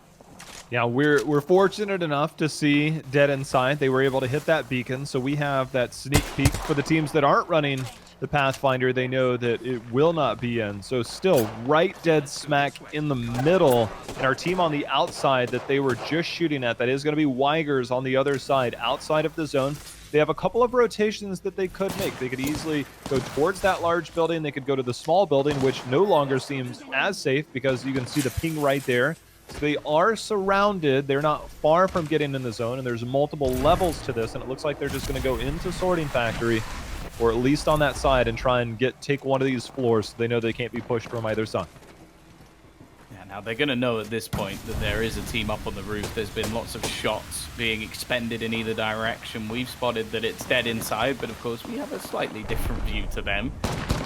Weigers, I wonder how much they're actually going to challenge for this positioning. Of course, the roof is the more beneficial normally. It's got the quicker rotations out, and also, well, we can already see Weigers are starting to try and take some fire, but Crip, the man who we've seen some incredible shots from earlier with the Kraber, it's going to take a lot of damage early on, so we can't really risk this push just yet. They're just trying to find out as much info as they possibly can. Well, the one good thing for them is they're in the next circle, so they will at least be able to play that corner. They'll have a Wraith portal to get out if needed, but making that next rotation in, as we'll see in just a few moments in terms of where the next circle will be, will give us a pretty good idea of how this next few rotations are going to shake out. It's still right in the middle, so Sorting Factory side, kind of out of it. Those buildings on the north side of it, very much with multiple buildings there. Lots of teams are going to be placed there, but of course Harvester, there's still a portion of Harvester that will be contested. You can see they're just trying to figure out what's the best rotation. Is SJP also, we know them, they love to get their kills too. Yeah, and they've spotted another team. I believe Lazarus were further up in the building, and we've seen B100 actually play on this roof before, so maybe making a similar prediction once again. But already seeing some issues actually for Na'Vi. Impulse, our kill leader, is the only one left on his squad playing that Wraith. It does give him the ability to try and escape, but he might not be able to this time. Tagged so ridiculously low, and he will be killed off this time. Na'Vi out of the running, out of the points. SJP2, in the meantime, fighting with the team currently sat on that roof. They did end up making the rotation over, which means that they're looking to either go through the tunnel or go up and through Sorting Factory. So they have a couple of options on that rotation. Curious how they choose to approach this. Do have the Anvil receiver on this flat line, so it can poke away, just trying to get some cover fire so they can drop back, trying to deplete some of those resources. You got to be careful if they don't go into that tunnel that a team from, because we do see the one team on Sorting Factory. There's actually a team anchoring that corner. I believe that was them, and it looks like they might be getting pushed. We'll go back to that if a fight breaks out, but here we're going to take a look at North, who's playing on the frag side of things. So a very different look at the other side of the map. Yeah, we saw their prediction earlier on not quite go their way, and RPR still hasn't been able to build up his Evo shield too much. MPE take an awful lot of damage. One of the top fraggers in the game we saw earlier on, the victory that they managed to take, and now they're going to have to face off against North, who are looking to get aggressive into their bunker. That shield is not going to last too long, but we're more worried about RPR, who's taken a hell of a lot of damage. MPE, he wants to try and take this fight with W Serious, as they are spamming bullets towards that aggressive spot. They don't want to allow anybody to get through this choke point. The only issue is, it seems like there's another team. Tom, there are 3 teams surrounding them right now, all in this area. It is wild for these teams. Somebody's going to come out with a lot of loot. Here's the other team that was coming in from Frag. That is Ad Hoc Gaming, and they are starting to hit their shots to really start to crack. We saw the damage done. They're going to drop back for the moment. They can take both rotations, but here's RPR getting burned. Monday now trying to use a bat of their own. Here comes the portal. They just need to try and get in this building, but a big shot lands there. They do get behind that rock, but now they are still stuck between, well, in this one, a rock and a hard place, and it is not going to be an easy out for them. They'll get the heal off, and that will allow them to at least use the teleporter. That was a big play coming out from RPR to at least give them the positioning, but now they have to move away from the bombardment, falling down from above. That ult from Gibraltar. They are going to escape into the building. It seems like Monday might have actually found a safe haven. I'm not really sure how. The only worry now is it looks like he's going to be all on his own. Is he going to take the risk? There's no way. Well, he might take the risk to try and take that fight. Does have the Havoc, but those shields get depleted very quickly. Does have the red Evo shield, so could conceivably take a 1v1. But here's the outside looking in. Virtus Pro coming in and said, that's a nice shield you got there. It'd be a shame if something happened to it. And quickly sending him running for now. So Virtus Pro moving forward says, this building is ours, and we are going to take this over, as we had a pretty good look for that. And here's the other side of it. And there's going to be the knock as Monday goes down. Again, there is a red Evo shield there. Taylor just makes it inside.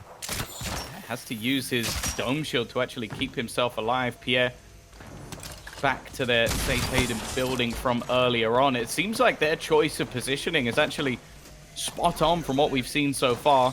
So many teams trying to actually still work their way in. The Harvester spot, which we saw earlier from Lazarus, I believe, is now a pretty horrific spot to be in. A long rotation to try and find their way back. Pierre, with a sniper in hand, going to start raining damage down as the player on the other side needs to scurry away. Not going to be allowed to recharge his shields off the back of the ult from Watson. Instead, we'll have to waste a lot of cells. Well, Gambit, Tom, is in the building right now. It's the center of attention. It's the center of everything, and it will be the building that everybody wishes they were in. Look, the buildings down below, yeah, you've got a few teams that are still in a great spot, but Wingman, Devotion, all red armor. Gambit finds themselves in a very good spot. We see a few kills here for Hardeki as well. Another one of our top leaders in terms of kills, so are in a very good spot as we see the Mastiff comes out here. Only 1595, connects 38, cracks. Bubble goes down above, but there's still going to be more teams out here. Only 19 damage lands, so not the favorable connect there on the Mastiff. Still continue to hold this building, does try. Yeah, there's more than one high ground and low ground battle facing off, and at least one of the players has a decent amount of shields. The remainder in a little bit of trouble, but this is what I mean. Everybody's trying to force their way into such a small zone. There's still 11 squads. We've only just got into the points, and we're getting into the final couple of zones. The shots from Matafe not only leaving his opposition low, but also building up his own Evo shield, but he almost goes down. A response coming in from afar. They're trying to just survive on the edge of that building. BDS, now this time, they've got themselves right into the end game. be something good this That circle, looking at that mini map, it's now going to be outside that big circular building that we were talking about with Gambit, no longer in the circle. So a lot of this is going to be ending down on the low ground. There's going to be some high ground available for our team on the bottom right. There are 3 teams currently coexisting either on that circle building or below. Might be a fight breaking out there soon. For all of these teams, it's going to be very similar to that one that we had near Survey Camp, where a lot of the rotations, we're going to see that number from 11 drop drastically on this next rotation, because the teams with the high ground are going to be raining down bullets, and the teams on the low ground, well, expect to see 2 to 3 of those at most. Well, it looks like Gambit at least are managing to hold on to their ground. Hardeki once again putting those numbers up as he becomes the kill leader. Of course, for now, they're still safe within their building, but this is the aggression BDS trying to push in. Now going to cause some initial damage. You can see Cutie Sati just trying to spot a few from across, but they're going to have to make a move. There's only 20 seconds before this zone changes, and Triumph, they're in the heart of the battle. This building has been one they've been trying to defend for quite a while. It's becoming tougher every second that goes by. Virtus Pro starting to get some of that damage in. Ad Hoc was one of those teams also in the vicinity, so they are going to drop there. Hardeki doing work as well. We can see the kill feed starting to light up as this circle closing in. You're going to see a lot of Wraith portals start to come down. Triumph, as you said, being one of the defenders, waiting for this portal to go through. 2 members through, 1 behind, as death boxes are raining down. And look at this zip up right on the edge of things, Tom.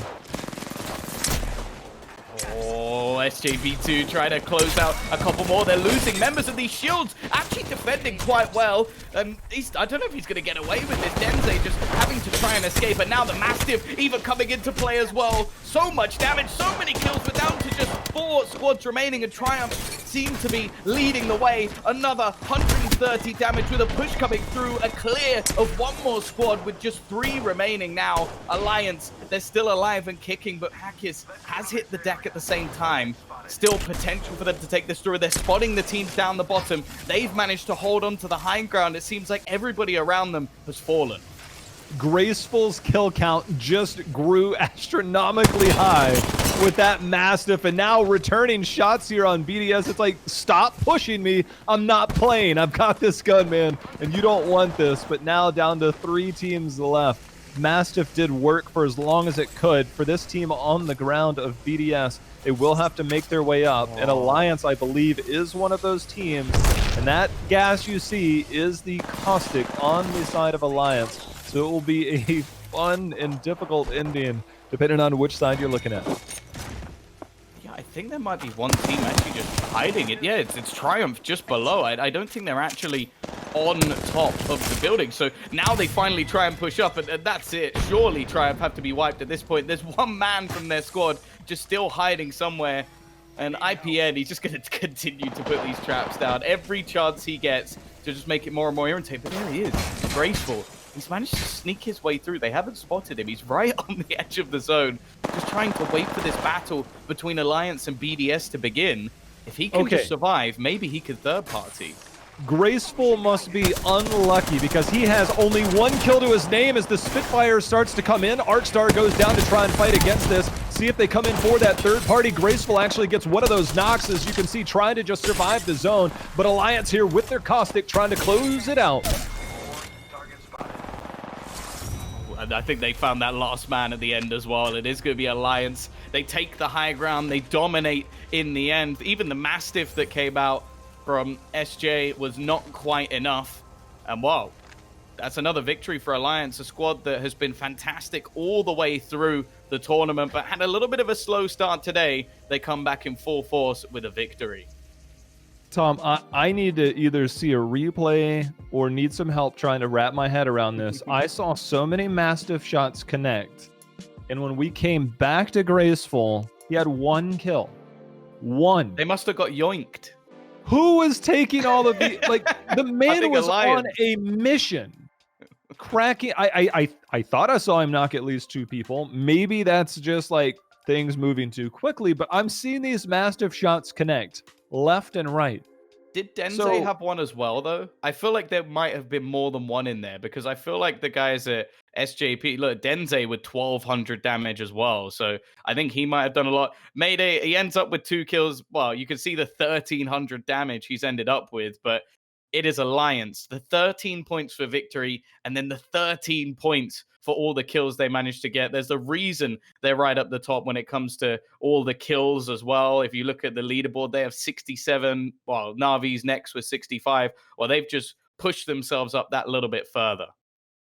Virtus Pro and Gambit also putting up some kill numbers to at least stay within contention for those points. Gambit, of course, with that 5th place finish and 7 kills, was still within striking distance. Alliance hadn't had the best day yet so far. It's not like they've been far out of it, but after our first 2 days of performances, we're like, all right, this is the team. They come in with the giant lead over the majority of the leaderboard, and then today just hadn't quite added up yet. And now they said, you know what, we're still Alliance, we're still first place, and we're gonna prove it. So they get the first place finish plus the kills there to kind of shoot themselves back up and try and put some distance between those and those below.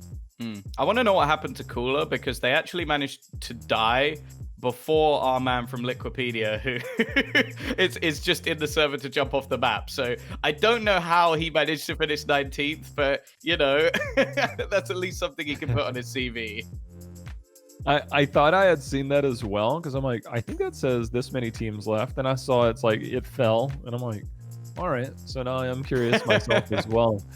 But that is round number 4 of 6. Still got 2 more to go as Alliance starting to regain control over this. Again, there's still a whole nother day of action, so if you're not following already, make sure and check out XPools on Twitter or hit the follow on this channel as well, so you can keep up with all the action, as I'm sure this won't be the last that you'll see here of the Apex X League. We're going to go to a quick break, get these teams ready for round number 5. We'll be back in just a few minutes.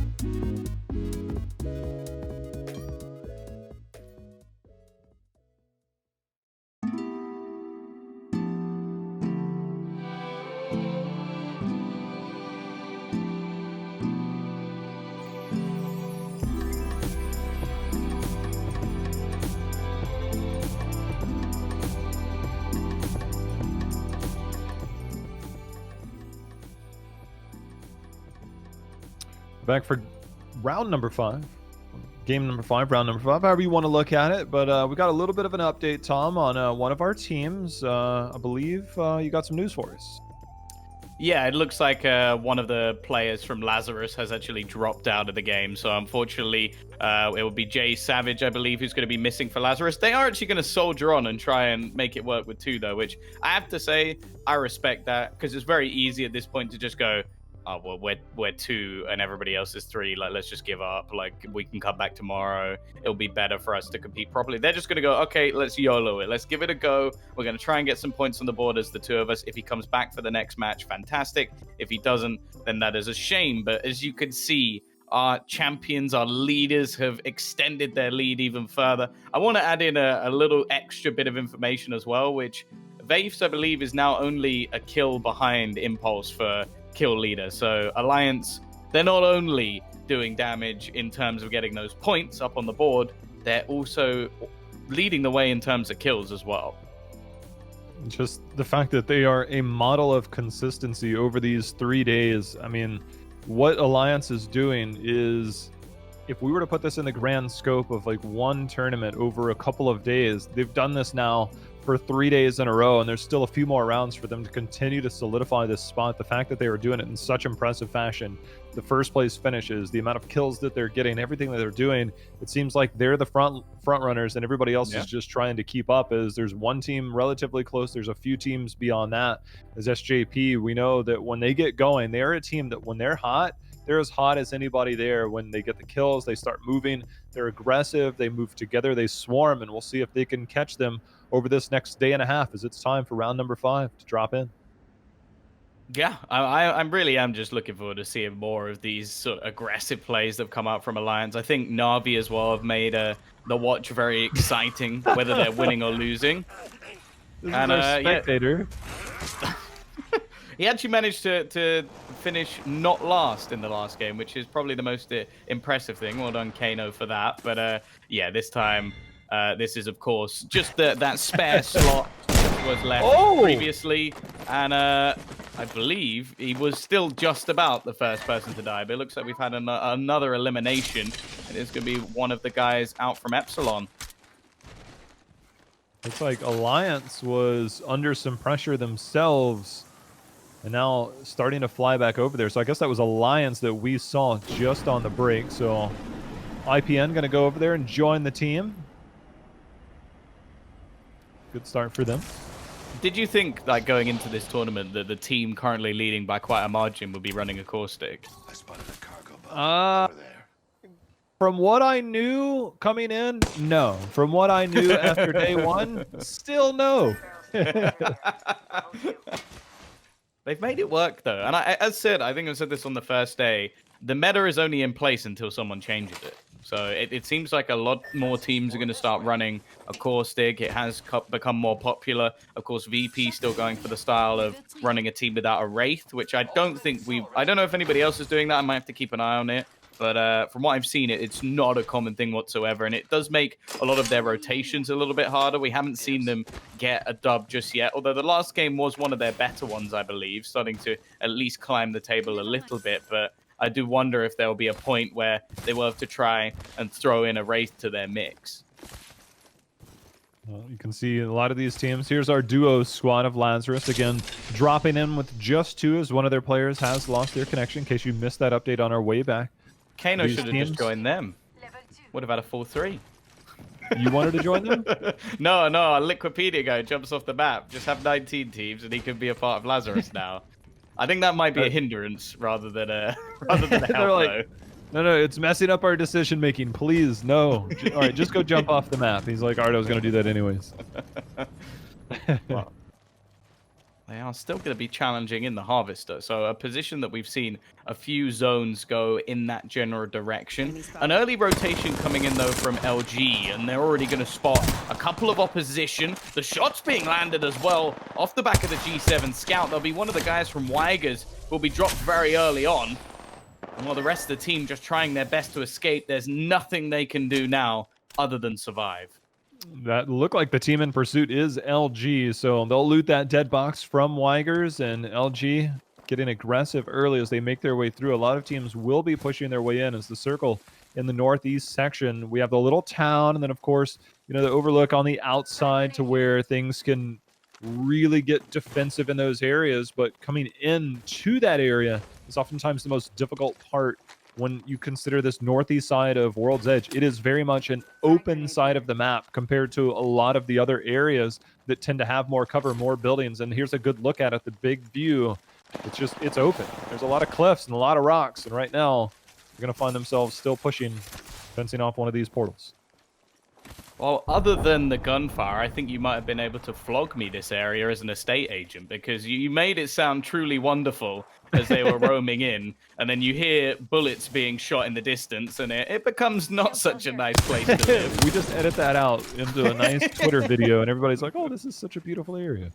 Yeah, planes do fly over quite regularly, and people do jump out, but there's a lot of greenery in the area, and well, if you like some skiing, there's also a snow area as well. So other than the crack in the middle and all the lava, it's a wonderful place to live. It creates the hot springs that are nearby, so you're up in the mountains and it's cold, but you can also go to the hot springs. Come on, you got to look at the positive side about the lava. Something good this way. It's nice to know that you can mislead me into purchasing one of those apartments, although As there is a long as lot it of puts free money in my weaponry bank there. account, right? I'm now a I'm little bit American. scared, That's Lee. how we do it. Well, Gambit, they are going to start making their push forward into the drill site. Now, they've already spotted multiple teams here, so they're looking to try and find a building a little bit earlier on. Of course, still some decent positioning to be had. But they do have to be careful that they aren't going to be losing out early on. Yeah, they have a building. I mean, whether this is more epicenter side or refinery or overlook or frag east, these are the buildings. This town is where a lot of people want to be. This is the real estate that you want to be in, Tom. But the longbow we see has been somewhat common lately as Epsilon's still on the run. Yeah, they've made their way onto the edge of the refinery, just around the epicenter, but this looks like they're just almost hiding in fear. Na'Vi, one of our most aggressive teams, they have the kill leader in their squad. And while he's already managed to drop one of the members of B100, Bizu looking to try and help out a little bit with the kill finally coming in. They definitely seem to have got some very good loot early on, trying to avoid the bombardment that was thrown down. Of course, they don't have any real defensive characters. I suppose Watson is the one they do, but I don't think we've seen too many teams running that sort of setup either. That's interesting from Na'Vi. So they're actually going with both Pathfinder and Wraith. So I think that pretty much shows why they're one of the more aggressive teams, because sure, they can try and lock down a building, but everybody else is going to have a slight advantage. Well, they are looted and ready to go. I believe it's B100 we saw just on the hill above them to the north. So trying to get some loot in. Of course, Claws had a little bit of time to regen those shields as needed to find meds and get things going. As we take a look at Virtus Pro here, just to the southeast of the team we were watching here on the far east. Remember, we saw our teams here in these buildings off in the overlook section. Now just trying to pop off some wingman shots from distance. When you've got 120 plus, it's no hesitation to just pull that or hit that left click over and over. See if you can deplete some resources from afar. They're actually going to set up just above the tunnel. Of course, there's a fair amount of loot just below them, but it does mean that teams can try and rotate in. I imagine they've created a little bit of a cross so that if anybody does try and come up the zip line, they'll get stunned out. And then the tower above them, taking a bit of a long-range battle. Of course, no shield to be gained from this, just trying to force the others to try and use some of their healing apparatus. And with the Watson shield generator down, they don't really have to worry too much about their own as long as nobody starts to push. Just so different when you can see the approach, right? Like this side, we now get a look at the complete opposite side of the map. It's about the far northeast as you can possibly get in the map. And you're playing around structures in most places, but right now they're just sitting behind large rocks, large outcroppings that just try and say, you know what, like we don't have to do anything. We don't know if this is going to be the spot. So now you have these just large, like, fenced areas that are completely defensive. They pre-zip so that they can get up onto that onto that high ground so they can shoot if something does break out. So this is not your typical loadout, your typical setup, because there's not many teams that can play within this area. So for Triumph, they're very much, I mean, I'm sure they've practiced thousands of times to simulate these situations, but it's a very different play style in general. Everything changes when you're on this part of the map. So the adaptation period, this is what these teams do best. So it's going to be fun to watch this team as it goes on. I feel quite bad for B100 at the moment. It seems like they've been pincered in not only by Na'Vi in the initial battle, but then also so they had the player kill leader fighting them, and then the team kill leader come and finish them off. Like, I don't think you could be any more cursed than B100 have been in this game so far. And while spotting out Alliance, this is looking like a good setup. 3 players, purple armor, already with one of the buildings firmly in the center of the zone. One of the teams trying to make their way in around these positions should be AHG. You know, last night I was playing and got into a game, full pred lobby, and not me, but there was just a bunch of preds there. And I got pushed by a team and I died. I'm like, man, I was like, how did I die? I look at the recap. It's the #1 NA player in the world, or in the region. And I'm like, all right, well, I guess I'll accept that. You know? Like, what am I going to do? Like, this guy's really good. And normally you're kind of like, what did I do wrong? And it's like, I don't even care. Like, this guy's really good. And so when you lose to these types, look, these people are all on the same playing field compared to me and that guy.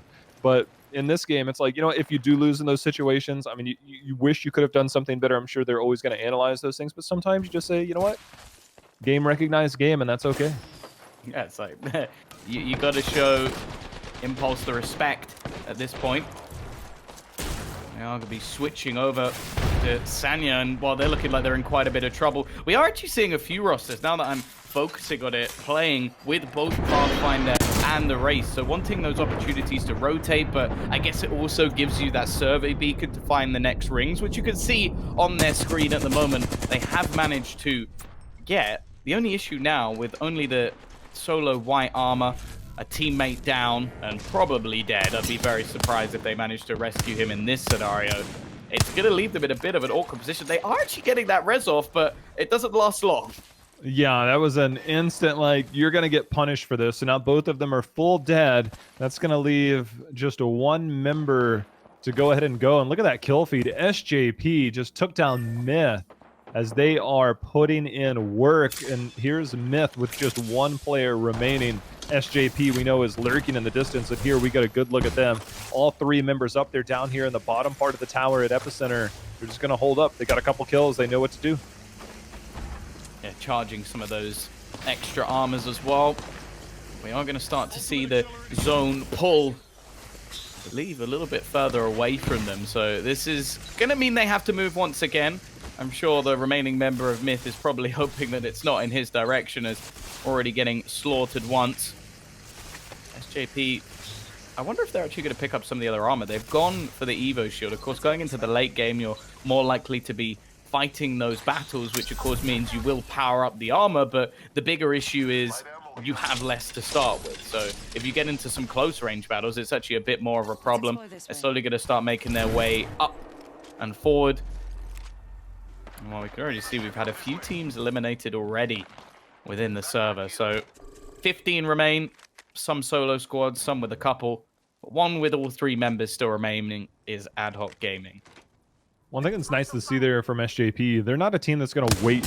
I mean, there's a minute and 45. They start running the portal. They're like, I'm not going to wait till there's a minute left to start this rotation. And they know where they want to be. They know how they want to rotate. And they make that rotation early. They get everything prepared and ready to go. You use that early so that when it comes time for the next one, you're going to have that portal to make another play. So they're using a lot of their resources very well. They have the team above them, which we can see Ad Hoc looking directly at them with a scout with a 2-4 scope, just peppering down shots. Both these teams not in the zone, so they'll have to rotate in, probably give the respect factor the other way as well, kind of turtle walk around out here. Triumph just slowly but surely making their way through. They've spotted all the fences so that they know, at least in the past, there has been a team around this angle. Just going to start destroying them as they go. It will at least give a bit of information to the team behind, who is going to turn around and start, well, basically marking their territory. They're saying to Triumph, you need to back off. We've already claimed this land. Well, with the laser beam coming through upon them, well, maybe for now we'll have to just accept it. Ooh.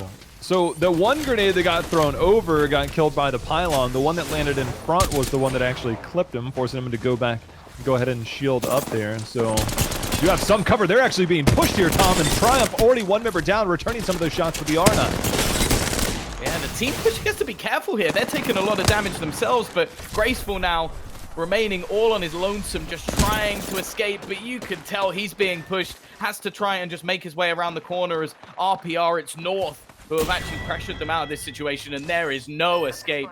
His body box did get launched a little bit further for North to have to retrieve, but it turns out that Triumph weren't the last team fighting for this area, and North, they're looking good as they take control. North was, I guess, one of the teams on day number one. It felt good. It felt like they had a lot of promise. They're not that far off. I mean, comparatively, compared to the top teams, things look a lot different. But they've been very aggressive. As we switch over here to SJP, as Denze is going to fall.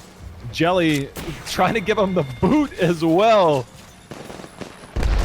See how they hold as in the zone. So much damage. Yeah. I'm like, hold on a second. I'm like, this is in the zone, and that is a lot of damage. Did a Jibby run right past, or am I crazy? I think so, yeah. They definitely look like it. And now he's being pushed by a Mastiff as well. Every shot connects. Tries to switch over to the charge rifle. That is as clean as a spray can get. Maybe needing just one more bullet within the clip. Just trying to hide and heal, and will succeed, but can't quite hold on. That is going to be the guys at Na'Vi once again. Just taking those fights, so aggressive, so risky as well. I'm wondering, oh yeah, Impulse is going to have the extra heals just to get himself back to full. They've been fighting this area for a long, long time. We saw them take down a couple of the members of B100 earlier in the match. But risky stuff, and that was a lot closer than I thought it would be. I mean, you said one shot. He did 192. I mean, that is 8 damage. I mean, that's a body shot or a leg shot with an R99. I mean... that almost went really bad, but Na'Vi, we saw two people still up top. They're going to be okay as they move in here. Gold, purple, and red armor. They start to move in, and you can see the high ground with which they're standing. There's a zip. There's some boxes there, so they have cover. They are in the next zone. They might have to play gatekeeper with teams like Epsilon coming over from Epicenter, but there's going to be a lot of fights. I wouldn't be surprised if Na'Vi turns around to get in this action, Tom. That is exactly the team that they are. Epsilon are going to wipe out one of the members of Cooler Sign. We'll hit the deck, of course, finishing last place in our previous match, so at least getting some points here. Of course, 11th and 12th do get a single point. But now Epsilon trying to make their own move forward. A long rotation to get into the zone, trying to just find a portal position, and well, actually just going to grab that man and go back and hopefully finish him off. I think it's a dance back and forward. You dirty rat. That's going to be the final finish there. They do get that, but now they are coming back to a whole different world. Alliance trying to portal play themselves. They need to get in the zone. They do finally make it, and this is a quick armor swap. Nicely done there by Hakas. Vaves, however, in a little bit of danger himself. They do get in, trying to shoot underneath that bubble, so getting it just underneath that bubble on that hill. As you can see, Zippeth now is trying to make his way by taking another similar portal. A lot of teams starting to fall very quickly. Ooh, that was a nice spray down, though. You've still got Impulse elsewhere, but this Devotion doing so much work as Ad Hoc are going to wipe the squad. It is Matafe left all on his own. His teammates both still alive, at least for now, and he's going to go for that res. A decent opportunity to get it as well. I think he wiped the squad from behind. VP in return are just going to try and take some positioning in the center of the zone. It seems like they've done a good job once again of getting the initial position right, but they haven't quite been able to just close out one of these matches. They've been very close multiple times, but it's just not quite gone their way in the latter stages. This time, however, that zone centers just around their truck. Matafe, by the way, somebody pushed him while he was trying to get that res off, ended up taking down another member of Myth. We got a self-res shield, so all three people knocked. Self-res is going to be the only thing that keeps them alive. See if they sit on this to wait to res. Okay, they're going to try it now, and that is lighting up gold, so they do have a gold backpack, so they will come back with some shields and some health. to maybe try and come up, and Matape just got knocked by 9 Impulse, who is just wreaking havoc against Adhoc as they took down 2. As we take a look here at RPR and North, they do have this high ground, looking down with this wingman, just raining down bullets on the rest of the lobby. It seems like we've had the elimination of Adhoc as well, so this could be the push coming forward to try and steal some of that loot away. It is actually a battle for kill leader as well. Mande, someone we've seen previously, managed to get, I think it was 9 kills in one of the matches on day 1. Now, he's challenged by Impulse once again, who's already got 5 kills for himself early in this game. 6 squads remaining. Gamers Origin, one of our previous victors as well. It seems like we've got some heavy hitters in this final circle, Jay-How, as everybody's going to be slowly pushed in onto VP's tiny truck. That truck is where it's at. Jibby has something to say about it. Here's going to go the pylon, the anti-ordnance, to make sure nothing rains down on top of them. No grenades come in. Here's a look so we can get around. The team at the top left, I believe, is North, the team that's holding the high ground. We just saw the map. That will not be in except for the very edge of that. So they will have to come down as these last 4 teams. I mean, Tom, it's about to light up maybe before we even get to that next circle, because there is Gamers Origin directly underneath them. And here's what's right above them, which is North. Already one of the members of Na'Vi are going to make things fairly awkward for them. Gamer Origin starting to struggle as they seem to be pincered in between multiple teams. The push from Sirius as he does manage to connect a couple of Peacekeeper shots, but he gets pushed himself and will be gone within the next few seconds. Of course, I feel like this is an opportunity for some of the other teams to actually take down Na'Vi. They're looking unstoppable at the moment. Another couple of kills. VP pressured out by the zone as they will have to move just into the edge of it in a moment. That circle doesn't quite reach them. They are just going to survive for now. Those trucks seem to be like the best. Like, we talk about the houses all the time. The trucks seem to be what holds out best. So Na'Vi directly below North. Then, of course, VP in that truck to the left of them. So you can see they're continuing to look. They did maybe hear a zip because they are looking directly up. As this is Na'Vi, they do have a Pathfinder. Here's going to be the fight that takes place, getting rid of that Watson pylon before this next fight breaks out. We are 5 seconds, Tom. Take it away, my friend. Well, these are 2 of our top kill leaders in this match so far, Mande and Impulse. Of course, it's always Impulse. I don't even need to bring it up at this point. Don't forget the VP looking for one of their first victories, or their first, I should say. We do have that wonderful Mastiff, but now they're starting to be pressured by the zone. They're going to have to move forward. They do have the shield, and actually, Tashin's going to be the first to fall. It seems like North are gone. It's VP facing off against Na'Vi. Na'Vi have already taken a lot of damage, and it's that ultimate that's doing all of the work, already clearing out multiple players. They're going to go for the push. Taylor leading the charge as they start ruining the day of Na'Vi. It's going to be Impulse just trying his best to survive. He's actually dropped 2 players. Somehow, this has come down to the 1 versus 1. Did he actually win that? That Mastiff just destroyed the hopes and dreams of multiple players. We'll take a final look. I heard that Mastiff shot go off. What looked like somebody was going to be healthy enough to take that. You hear the shot. And then that last one, we caught a glimpse of it. I mean, when I saw that Wraith, he had about 10 shields and about 10 health. We'll wait on confirmation there on I the think victor. it must have been. Like, but it looked like that was a 1v3 at the end. So if Impulse actually pulled that off, then I don't know. I think we might already be looking at MVP. He did. Dear Lord, this man might even be one of the best, well, if not one of the best players at the moment in the world in Apex Legends. This guy is ridiculous. That was Virtus Pro's game to win. They had the positioning. They did so much damage initially. We saw the Gibraltar ult drop down and basically wipe out half of Na'Vi.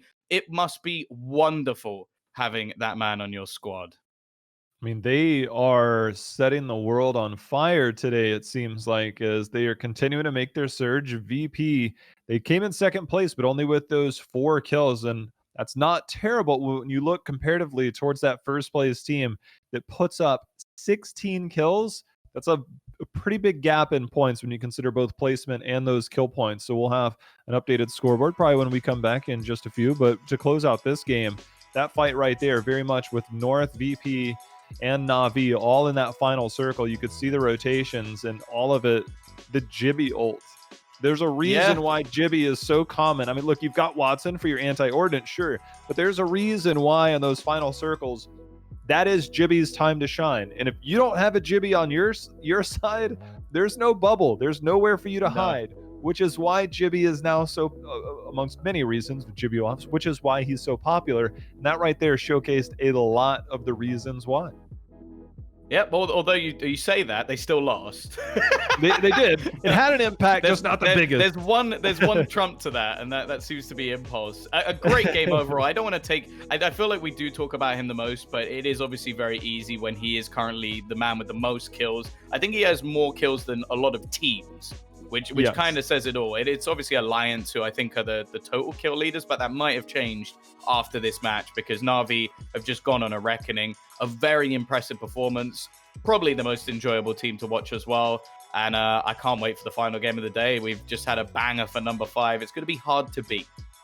Well, we've got one more in store for you all. When we come back, we'll have updated scores and get you ready for the final game of round number 3. Don't go anywhere.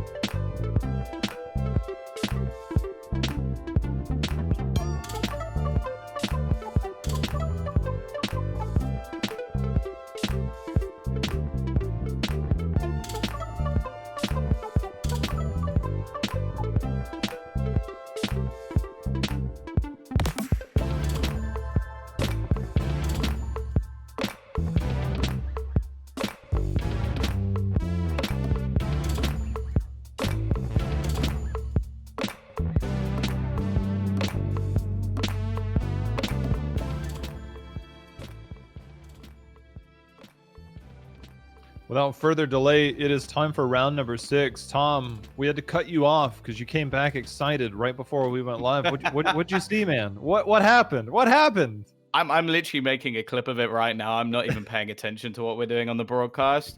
Impulse is an absolute machine. So in the last few seconds of that game, he literally just hits, I think it's like 3 95 damage Mastiff shots and just kills everyone. Like, the guy's nuts. We've already seen that gun used earlier in the day and hit like 8 and 19 damage, and then there's him just absolutely wrecking face. I think VP are going to be probably a bit distraught about that one, but the guy's a monster. Like, what can you say? He is. Maybe he's our villain because he plays so aggressively. He's pushing people, taking fights, basically not doing exactly what we sort of expect everybody else doing, like playing passive, and yet they're currently second on the board, only 1 kill behind. And more importantly, I believe that he must now easily be the top fragger. I don't know if the site will have updated. It has. He's on 42 kills alone. So just looking at the stats we have on screen right at the moment, he has more than half the kills for his squad. Again, I'm claiming assists if I'm those other guys. But you mentioned how Na'Vi might have been overtaking the total kill count. They sit 1 behind Alliance, but they also sit 22 points behind when it comes to overall. Again, we've made some tweaks to the point system. If you were here on day 1, we made some tweaks going into day 2. We got feedback from viewers as well as the teams, the most important aspects. We made some changes again after day number 2 while reconvening. So we think we have a good point system that a lot of people are happy with, slightly different than the ALGS tournaments if you've been watching those. So we do have a few changes in terms of the point system. So in case you had missed that, but it is now time. Here's one of our teams where we know are always active in the beginning, them and BDS. Here's Cooler in Frag East. Yeah, of course. What do we expect? The EVA 8 able to do some initial damage. BDS actually had a pretty reasonable game in the one where Cooler went down early, but it's looking like it's not going to be one of those games. Just going to be looking to close out that final member. See you later, BDS. Cooler have taken over the city. And I think we're going to be spamming. They're upset from last game. They don't even know that we're watching. They just know that it's time to let them know. That is fantastic. Someone clip that. I think that needs to be the highlight for tomorrow. There's always one put out. It's finally when Cooler get that victory and just put down BDS early as possible. But we are going to switch it up. Enough of the BM. We are going to have ourselves LG looking to try and loot themselves up. Obviously had a few poor games over today, so hoping to try and get back within the points. We've seen how far VP can rise just off a single second place, even only with, what, I think it was 4 kills they got in the last game. So it really does pay to survive as long as you can. Of course, I feel like that's common sense, but, you know, kills aren't as valuable as when we started off the tournament. For LG, they've got a long way to come back, that's for sure. We see a respawn here for Alliance, bringing IPN back down. Might be in trouble. You can see the wingman shot not connecting yet, but just getting members down is the #1 goal. Remember, when you drop, you do not have your tacticals. There is no caustic trap to be put down, as that's IPN going to fall again. This time Knock, not thirsted yet. It is going to be Epsilon, the team that is pushing them, trying to finish this off. No shields for all of them, but just a Mozambique shooting in return. Epsilon taking care of business here against Alliance. Yeah, but now they're getting third party. It is actually going to be the snipers doing it from range, the charge rifle able to basically delete a couple. And this was our 2-man squad, I believe, as well, of Lazarus. I don't know if they got their third member back. I think they have. It's Jay Savage who's actually getting the kills. So he returns and straight in. He's dominating by the looks of it. So I have a question for you. I don't know if this is an EU versus NA thing. Do you call him Gibby or Jibby? There's a YouTuber that's called Gib, so I call him Gib.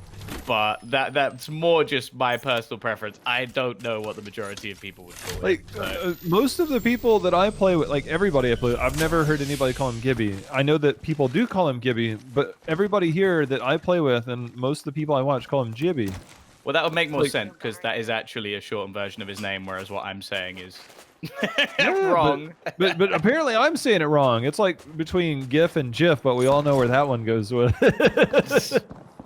We're not going to touch that one, but we'll get back to the action, to the real important stuff here as LG making their way over into Frag. Maybe I'll see if Cooler's still around. Oh, my dear friend. Goodbye, Crip. Yeah, we're not going to see any Kraber magic from him this time, unfortunately. He had his highlight clip earlier in the day, and well, LG looking like they're going to try and just slaughter their way through the city. Not looking as lovely a place to live, as there are bodies on the floor, multiple in fact, and I wonder if they will come across the guys at Kulov. As you mentioned, they were here earlier, just taking down the BDS rivals, shooting a lot of their bullets into the body bag as well. But for now, they've already spotted where the zone is heading. They're going to try and make their way through a little bit earlier on. Myth, white armor, and 1 Evo shield. Not exactly the stellar loot you would think, but here at Harvester, making their way through, we do know the circle just north of them, as they do have the Pathfinder. They've hit that beacon. They'll make their rotation appropriately. See if they go through the tunnels to train yard, or whether they go all the way around, as they'll swap over to that Evo shield there with a flatline PK. So we'll try and make use of that flatline to get some shots off and build that up. I wonder, they are going to make their way past the vault. If there's anybody who's been able to find that luxurious key that will get them access to... Well, there's been a fair amount of loot. It seems like there's already a team in here, though. They've got to be a bit careful. CLQ already coming in. That's 2 members dropped from the side of Myth. And with only 1 player with 1 HP, Myth have walked into a trap. Now, I was sort of wondering when they walked through, like, oh, those crates already opened. It seemed like they didn't make the realization quite quick enough that Click were just around the corner. That's me and my teammates versus those predators I was telling you about. Like, it's over before you have a chance to really shoot back, and then all of a sudden, like, you go to shoot back. Like, they landed 1 bullet, and I saw gold, and I'm like, yeah, that's definitely the team that got into the vault. So unfortunate there to go out so quickly, but Click making quick work of that, as we've got a nice third-person look at some shots being exchanged across the train rails.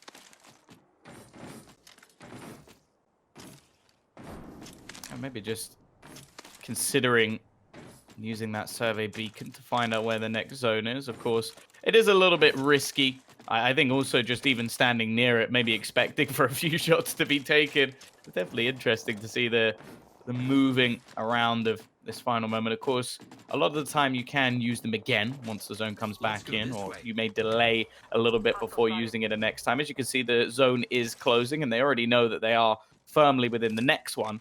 So just going to wait patiently, which will take roughly about a minute.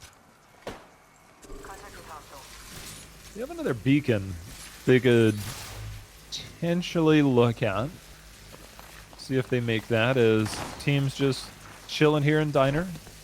I don't think we're going to see a whole lot of action. I mean, we are down to 16 teams. Just saw a few teams in rotation. But when we look at the fact that it's split between Frag West and the train yard side, a lot of that has so much cover that there's going to be just teams like just below us, right? Like, you're going to find teams in like every building. This isn't anywhere near like what we saw last time, as Virtus Pro, though, did take some damage. They're now being pushed. The bubble down, trying to get the res onto Taylor. Some cover fire, just trying to keep them at bay. But that is a gold backpack. Taylor comes up with some shields and health, enough to keep him alive for a moment, but he's going to fall down. Yeah, and also a little bit of trouble himself. He's going to get knocked. So now all of a sudden, that went from a bad to worse situation, as Nah taking a shot from afar. See if they continue to chase him down, doing a little bit of wiggle, wiggle, shake, shake, trying to dodge all of these bullets coming his way, because they know that just trying to rat this out is going to be the only way to go. But there is so much duress here, as Virtus Pro now going to be trying to rat that out for the remainder of the game.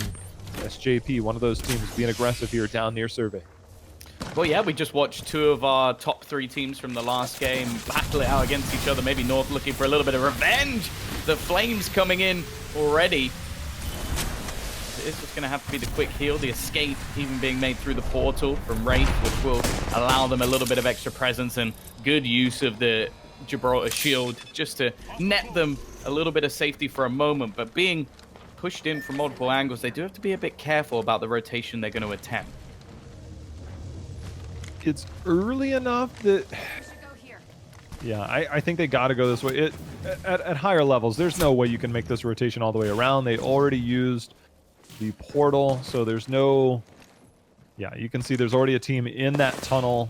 There's no way possible they can really contest that. I mean, they are in the circle here, so they don't have to worry too much about it. Everybody's just kind of going to wait it out. So, again, 3 key points between just outside of drill site, train yard, frag, and, well, everything in between. Everybody's going to chill here for a bit as 16 teams still remain, as nobody completely died in those last few fights. Yeah, I do wonder if that was one of the guys from VP that was all the way out in the back just trying to survive. I think it looked like over in Fragment East there was one man still remaining, so potentially just trying to really lurk outside the back of the map. Of course, here is our champions from the previous.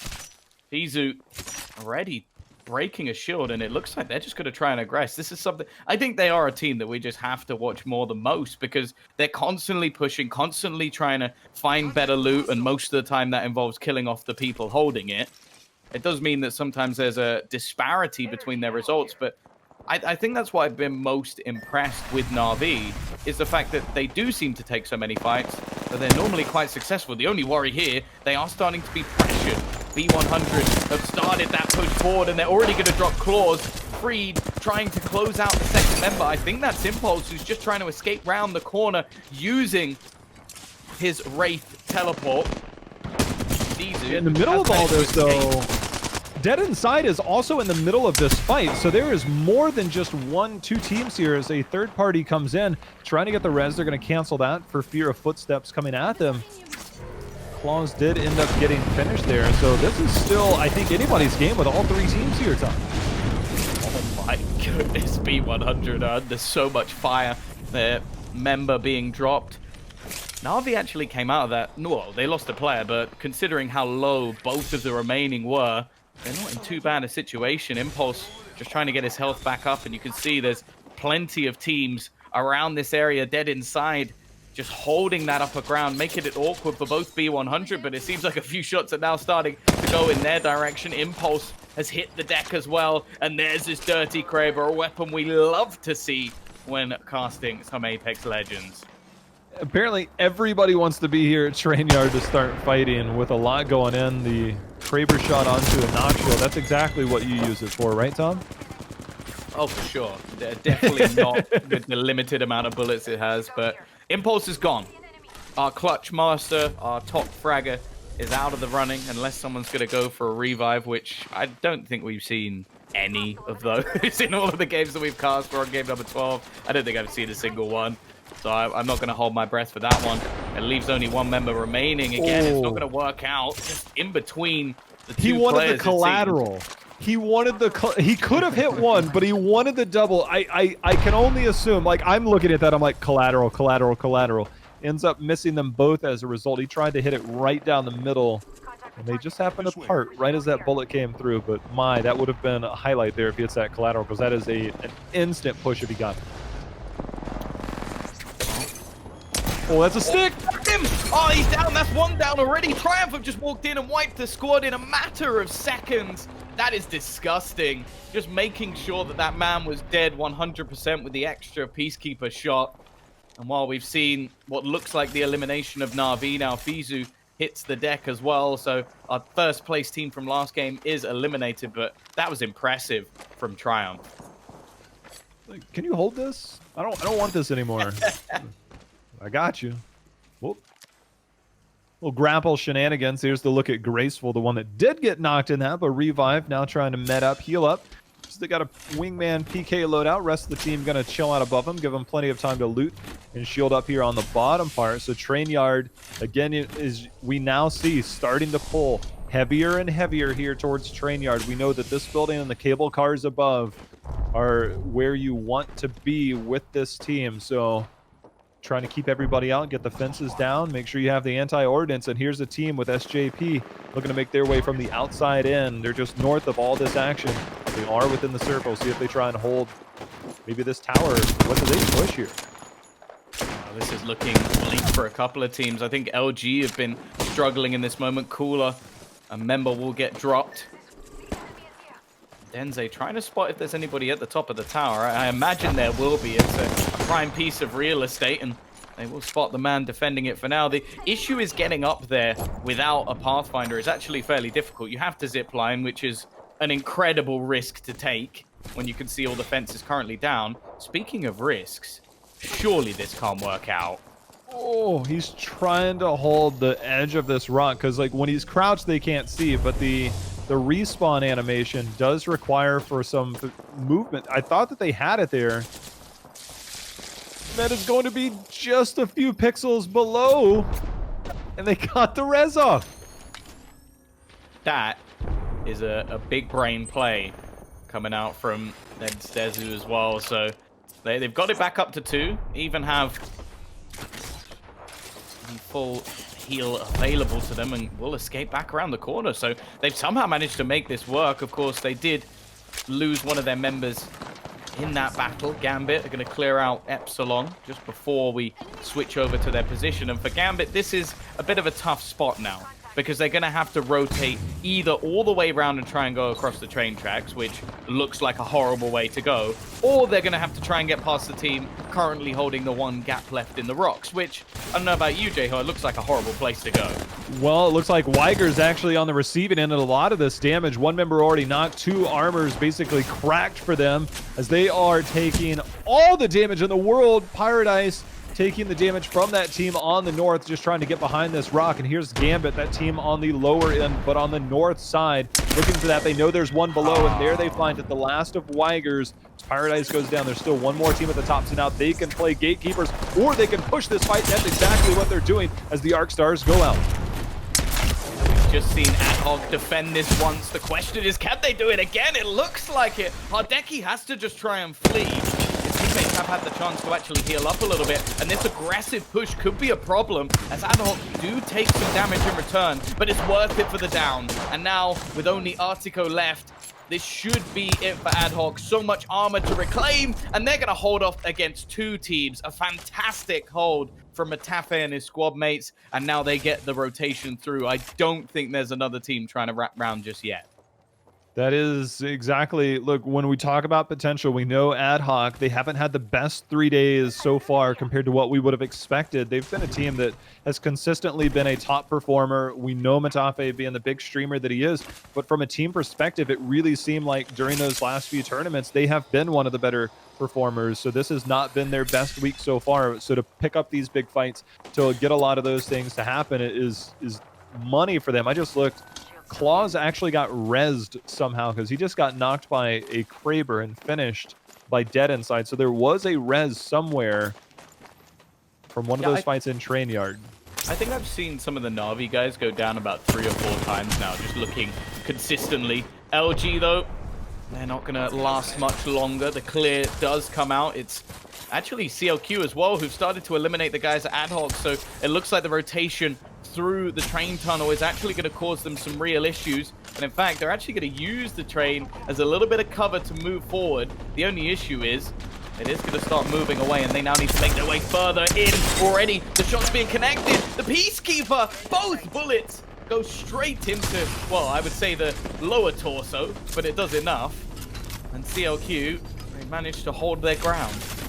Well, when it's a Gibraltar, that torso is pretty big, so he's actually going to use the Executioner. That self-res shield is too much to deal with. It's going to take less time to use that, he says. So switching to that yellow armor will have a knock shield of his own now. B100 with all blue shields in the middle of all of this. I mean, everything around them must be cracked or taken, because to have only 3 blue is Train Yard. As we look at this, the Train Yard, that is now going to be towards that overpass where the train actually goes through on the train rail. So all these teams with the cable cars, I love this use of it, little jump rope mechanic to kind of catapult yourself just up with this jump shot action. That's what's happening here. On the other side of that is North and B100. This is going to be a bloodbath right here. The 110 shot connected. Oh, doing so much damage, just wrecking absolutely everyone. Amanda once again trying to do it all for his squad. He has support, catching now the only one left. And it looks like they are going to clean up the remaining members. so many players dying within the last few seconds, and actually someone's gone ahead and killed both remaining members of North. So it is going to be all on to Taisheen now to try and hold on for his team. That was unreal.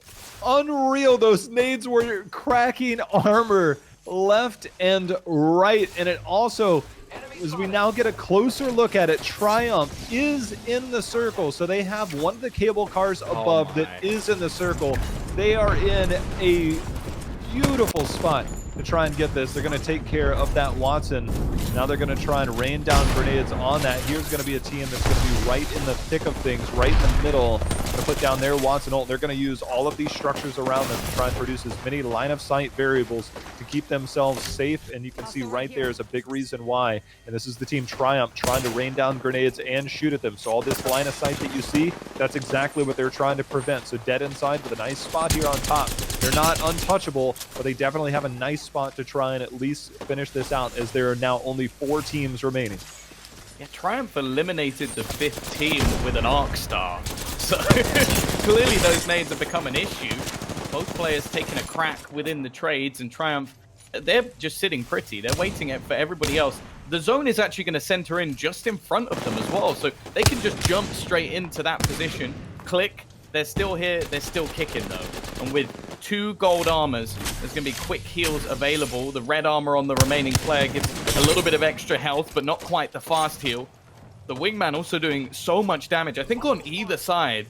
But more importantly, it's harder for them to hit the guys at Click. Like, Triumph can't really do too much damage against them, whereas the guys in the middle, a little bit more screwed. The only question is, Jay, where's that 4th squad? Is it Taisheen? Well, I mean, they're pinging like the death box slightly down on the bottom. So there's one on top, of course, Click, and then Triumph. So finding that 4th squad, we don't know if it's a rat. I mean, we see multiple pings. There could be one just on the outside. It is Taisheen.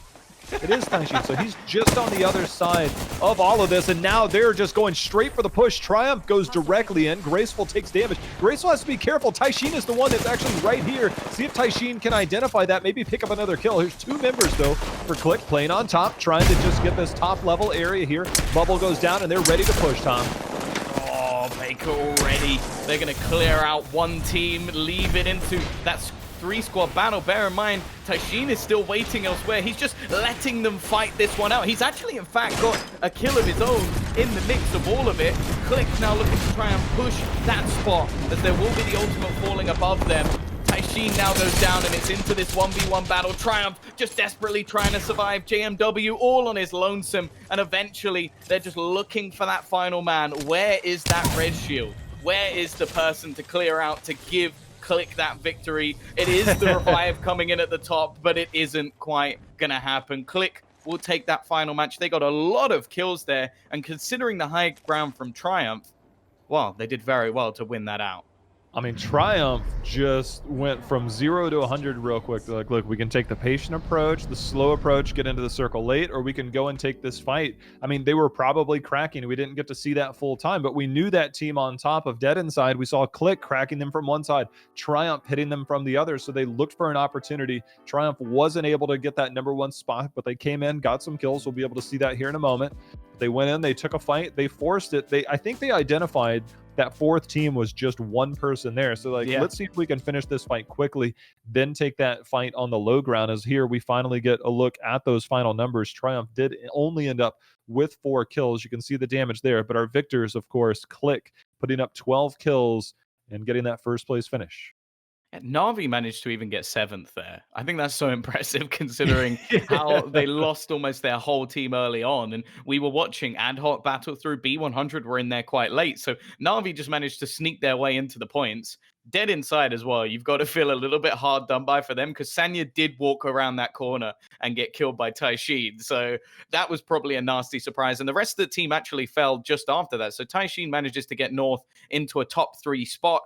Big boy points for him, and of course Click and Triumph are going to be the ones battling it in the end. But it was Yuki, actually 7 kills, so they will get some decent points from that, and I'm very much interested in looking for that scoreboard in just a moment once they're ready. Yeah, we'll have those updated here for you on just a second. As to note, Alliance finished 18th with 0 kills in that one, so our 1st place team, another good day for them. But that's important to note for our teams. below them, because Alliance does have a pretty substantial lead over the rest of the lobby. Some of that's obviously about to change, as we'll have those point standings for you before, you know, we close out here. So I'm curious to see now, with Alliance only in that 18th place finish, how much of a gap was covered there. Click being one of our teams that hadn't had the most success, but showing their potential here in our final game of the day with that first place finish. So we know the potential's there for basically all of our teams involved, but for the other teams, 2nd through 6th seem to be the ones with the most to go through with that striking distance to fight for that number 1 spot. We'll be curious to see that here in just a moment. But for Click, you know, they did well. For Na'Vi, the amount of times we saw them get knocked, look, they didn't really put up huge numbers, but placement points for them, that's big. I mean, the surviving aspect. This is a battle royale, Tom, where the name of the game is to be the last one alive. So if you're near the end, you're still kind of achieving the results you're looking for. Well, yeah, I think that's why we have to give so much credit to Taishin, because that they were in those battles in the mix of it very early on, and he manages to just sneak his way through not only into the points but into a top 3 position, which is where you really do get quite hefty numbers. I was impressed as well, as you said. Click have been a team that have been quite far down the bottom for the majority of the matches, but a victory here. We saw from VP getting a 2nd place push them up, I think, from like 12th to 7th. So I imagine this will have similar ramifications for them, probably breaking into the top 10. Even the guys at Triumph who finished 2nd, this could move them maybe even into a top 5 from 10th place. Like, there's a lot of close teams all bunched together, so some real opportunities going into what will be the final day of the first iteration of the tournament. And I think while we have a moment, it's the perfect time to mention, of course, that this is something that's like trying to build towards something else. So if you are enjoying it, of course, I believe if you scroll down just under the Twitch channel, there is everybody's social media, all the people running the tournament, everybody who's got involved early on, including ourselves, you know, if you enjoyed the commentary. But yeah, I think that if you know any sponsors, if you want to see more stuff like this, then get talking to the important people down below. And yeah, this could be something that happens regularly. I mean, I think that's the one thing when everybody enjoys a game, when everybody enjoys an esport. Yes, Respawn's doing a lot of fantastic stuff. The amount of stuff that they've been able to do, despite all the outside circumstances and the tournaments that they're putting on, making a lot of pros happy. But a lot of these pros, they're not just playing in these online tournaments that are every so many weeks. They're putting in the time, they're scrimming, they're streaming, they're doing all of this stuff. So to have a platform to where they can continue to build upon all of that. Look, for me, I know what it's like. I've been a part of an esport. I saw that esport go away, man. Like, that hurts. It hurts, you know, when it's something you're so dedicated, you enjoy so much. And when you see it disappear, it's like you don't know what you got till it's gone. I think Apex, they're just getting started for a lot of things. But if you wanted to get bigger and better and you want to have more Apex, look, when it's ALGS time, man, I got like 2 monitors. I got like 4 streams up, including the mainstream. Like, I'm watching as much as possible, right? I love it. And so when that is not there, I need something else for that fix. We've seen a couple of other tournaments pop up, but this is the best teams in EU. And when you can watch the best, I'm telling you, there's nothing quite like it. We can see who the best is after day number 3, as it's time now to look at our updated scoreboard to where we can see where things kind of shook up. I imagine we'll still see Alliance at the top. Yeah, we're just going to go through the days. So I guess that this is quite a nice way to do it. We'll just see how everything has changed throughout. So this was day 1. Of course, me and you were here for that initially. A very close scoreline between both North and Alliance. Na'Vi still in there as well. And it is interesting to see how much the board has actually changed. We'll switch over, I believe, in just a moment to day 2, which, There we go. There we go. Gambit actually leveled up there, so they managed to equalize things versus Alliance. A few more kills to their name. It seems like they went a little bit quiet in some of the matches today, so maybe wear their bad luck charm. Who knows? Here's day 3, the day that you witnessed today, to kind of get an eye on how things are going. We'll have it here in just a second with day number 3. I mean, we already had Alliance. Basically number 1 on day 2, tied for number 1 on day number 2, and now day number 3, Na'Vi, the big winners today, putting up 67 points, 30 kills. Click, I mean, despite them only getting, I may say only 52 points, they had 32 kills today, leading the day in terms of that kills. You can see with Alliance only picking up 45 points. A lot of these teams making up some of that ground. Yeah, Ad Hoc as well, a team that we mentioned, we knew that they definitely had the talent to bring it home. The fact that they've managed to get a 4th place on the day definitely looks promising going forward. And North, after some fantastic performances, have dropped down. But now we get to see where we are overall. This is what matters. This is the leaderboard that we care about in total, as we are now going to see Alliance, of course, still ruling the server. A single kill separates them from the guys at Na'Vi, who had a fantastic comeback today, a rise up towards the end, as you have the likes of North now breaking into the top 5, Triumph and Click rising heavily up the score. When I said Click would get into the top 10 off that victory, they moved up 5 places just in that last match alone. And the same for Triumph, I think, moving up into the top 10 or higher in the top 10 and very close to some of their counterparts. So I think it's going to be a fantastic final day. If you're not following the channel, I don't know what you've been doing, because this is the place to be. It carries on again tomorrow. Of course, check out all those socials. As said, just scroll down. It's below in the Twitch description. And I believe, Josh, that means we are now done. We are done. We are done. It's been a fantastic 2 days. I appreciate sharing the mic with you over these last 2 days, but this is not done for the week. We're going to be back tomorrow with a few other people that you saw yesterday. In case you hadn't been tuning in, now's the time as we continue to close this out tomorrow. Again, I don't know what time it is Central Europe time, man. I'm in NA over here, so you're going to have to fill in the blank on that one for me. Well, I think it starts around 6 CST. There we go. So, you know, it's 7 for me, but we'll see. It's around that time. It's so noon for me. CST, I want you to know that. It's noon or it's 11. It's 11 a.m. when I start. So well, it's about I'm in a whole different world. 5 p.m. if you're in the UK. Like me, if you're in Ukraine, it's 7 p.m. It's 6 if you're in Central Eastern time. So just stick to that roughly. Of course, if you follow the Twitter, there's someone who actually knows what they're talking about, who will tweet when all of the games go live. You could even get notifications for it. I don't know. I feel like that's a little bit easier, but maybe that's just me. Or you could just follow the channel and then it will give you a notification when it's live. So, you know, that might be a little bit easier for you guys rather than listening to me. I like your train of thought. We're gonna have to work together some more, man, so we can fill in those blanks. But don't forget to follow everything along the way. We'll be back tomorrow with more Apex action. This has been day number 3 of the Apex X League. Till then, we'll see you either in Kings Canyon or World's Edge. Have fun.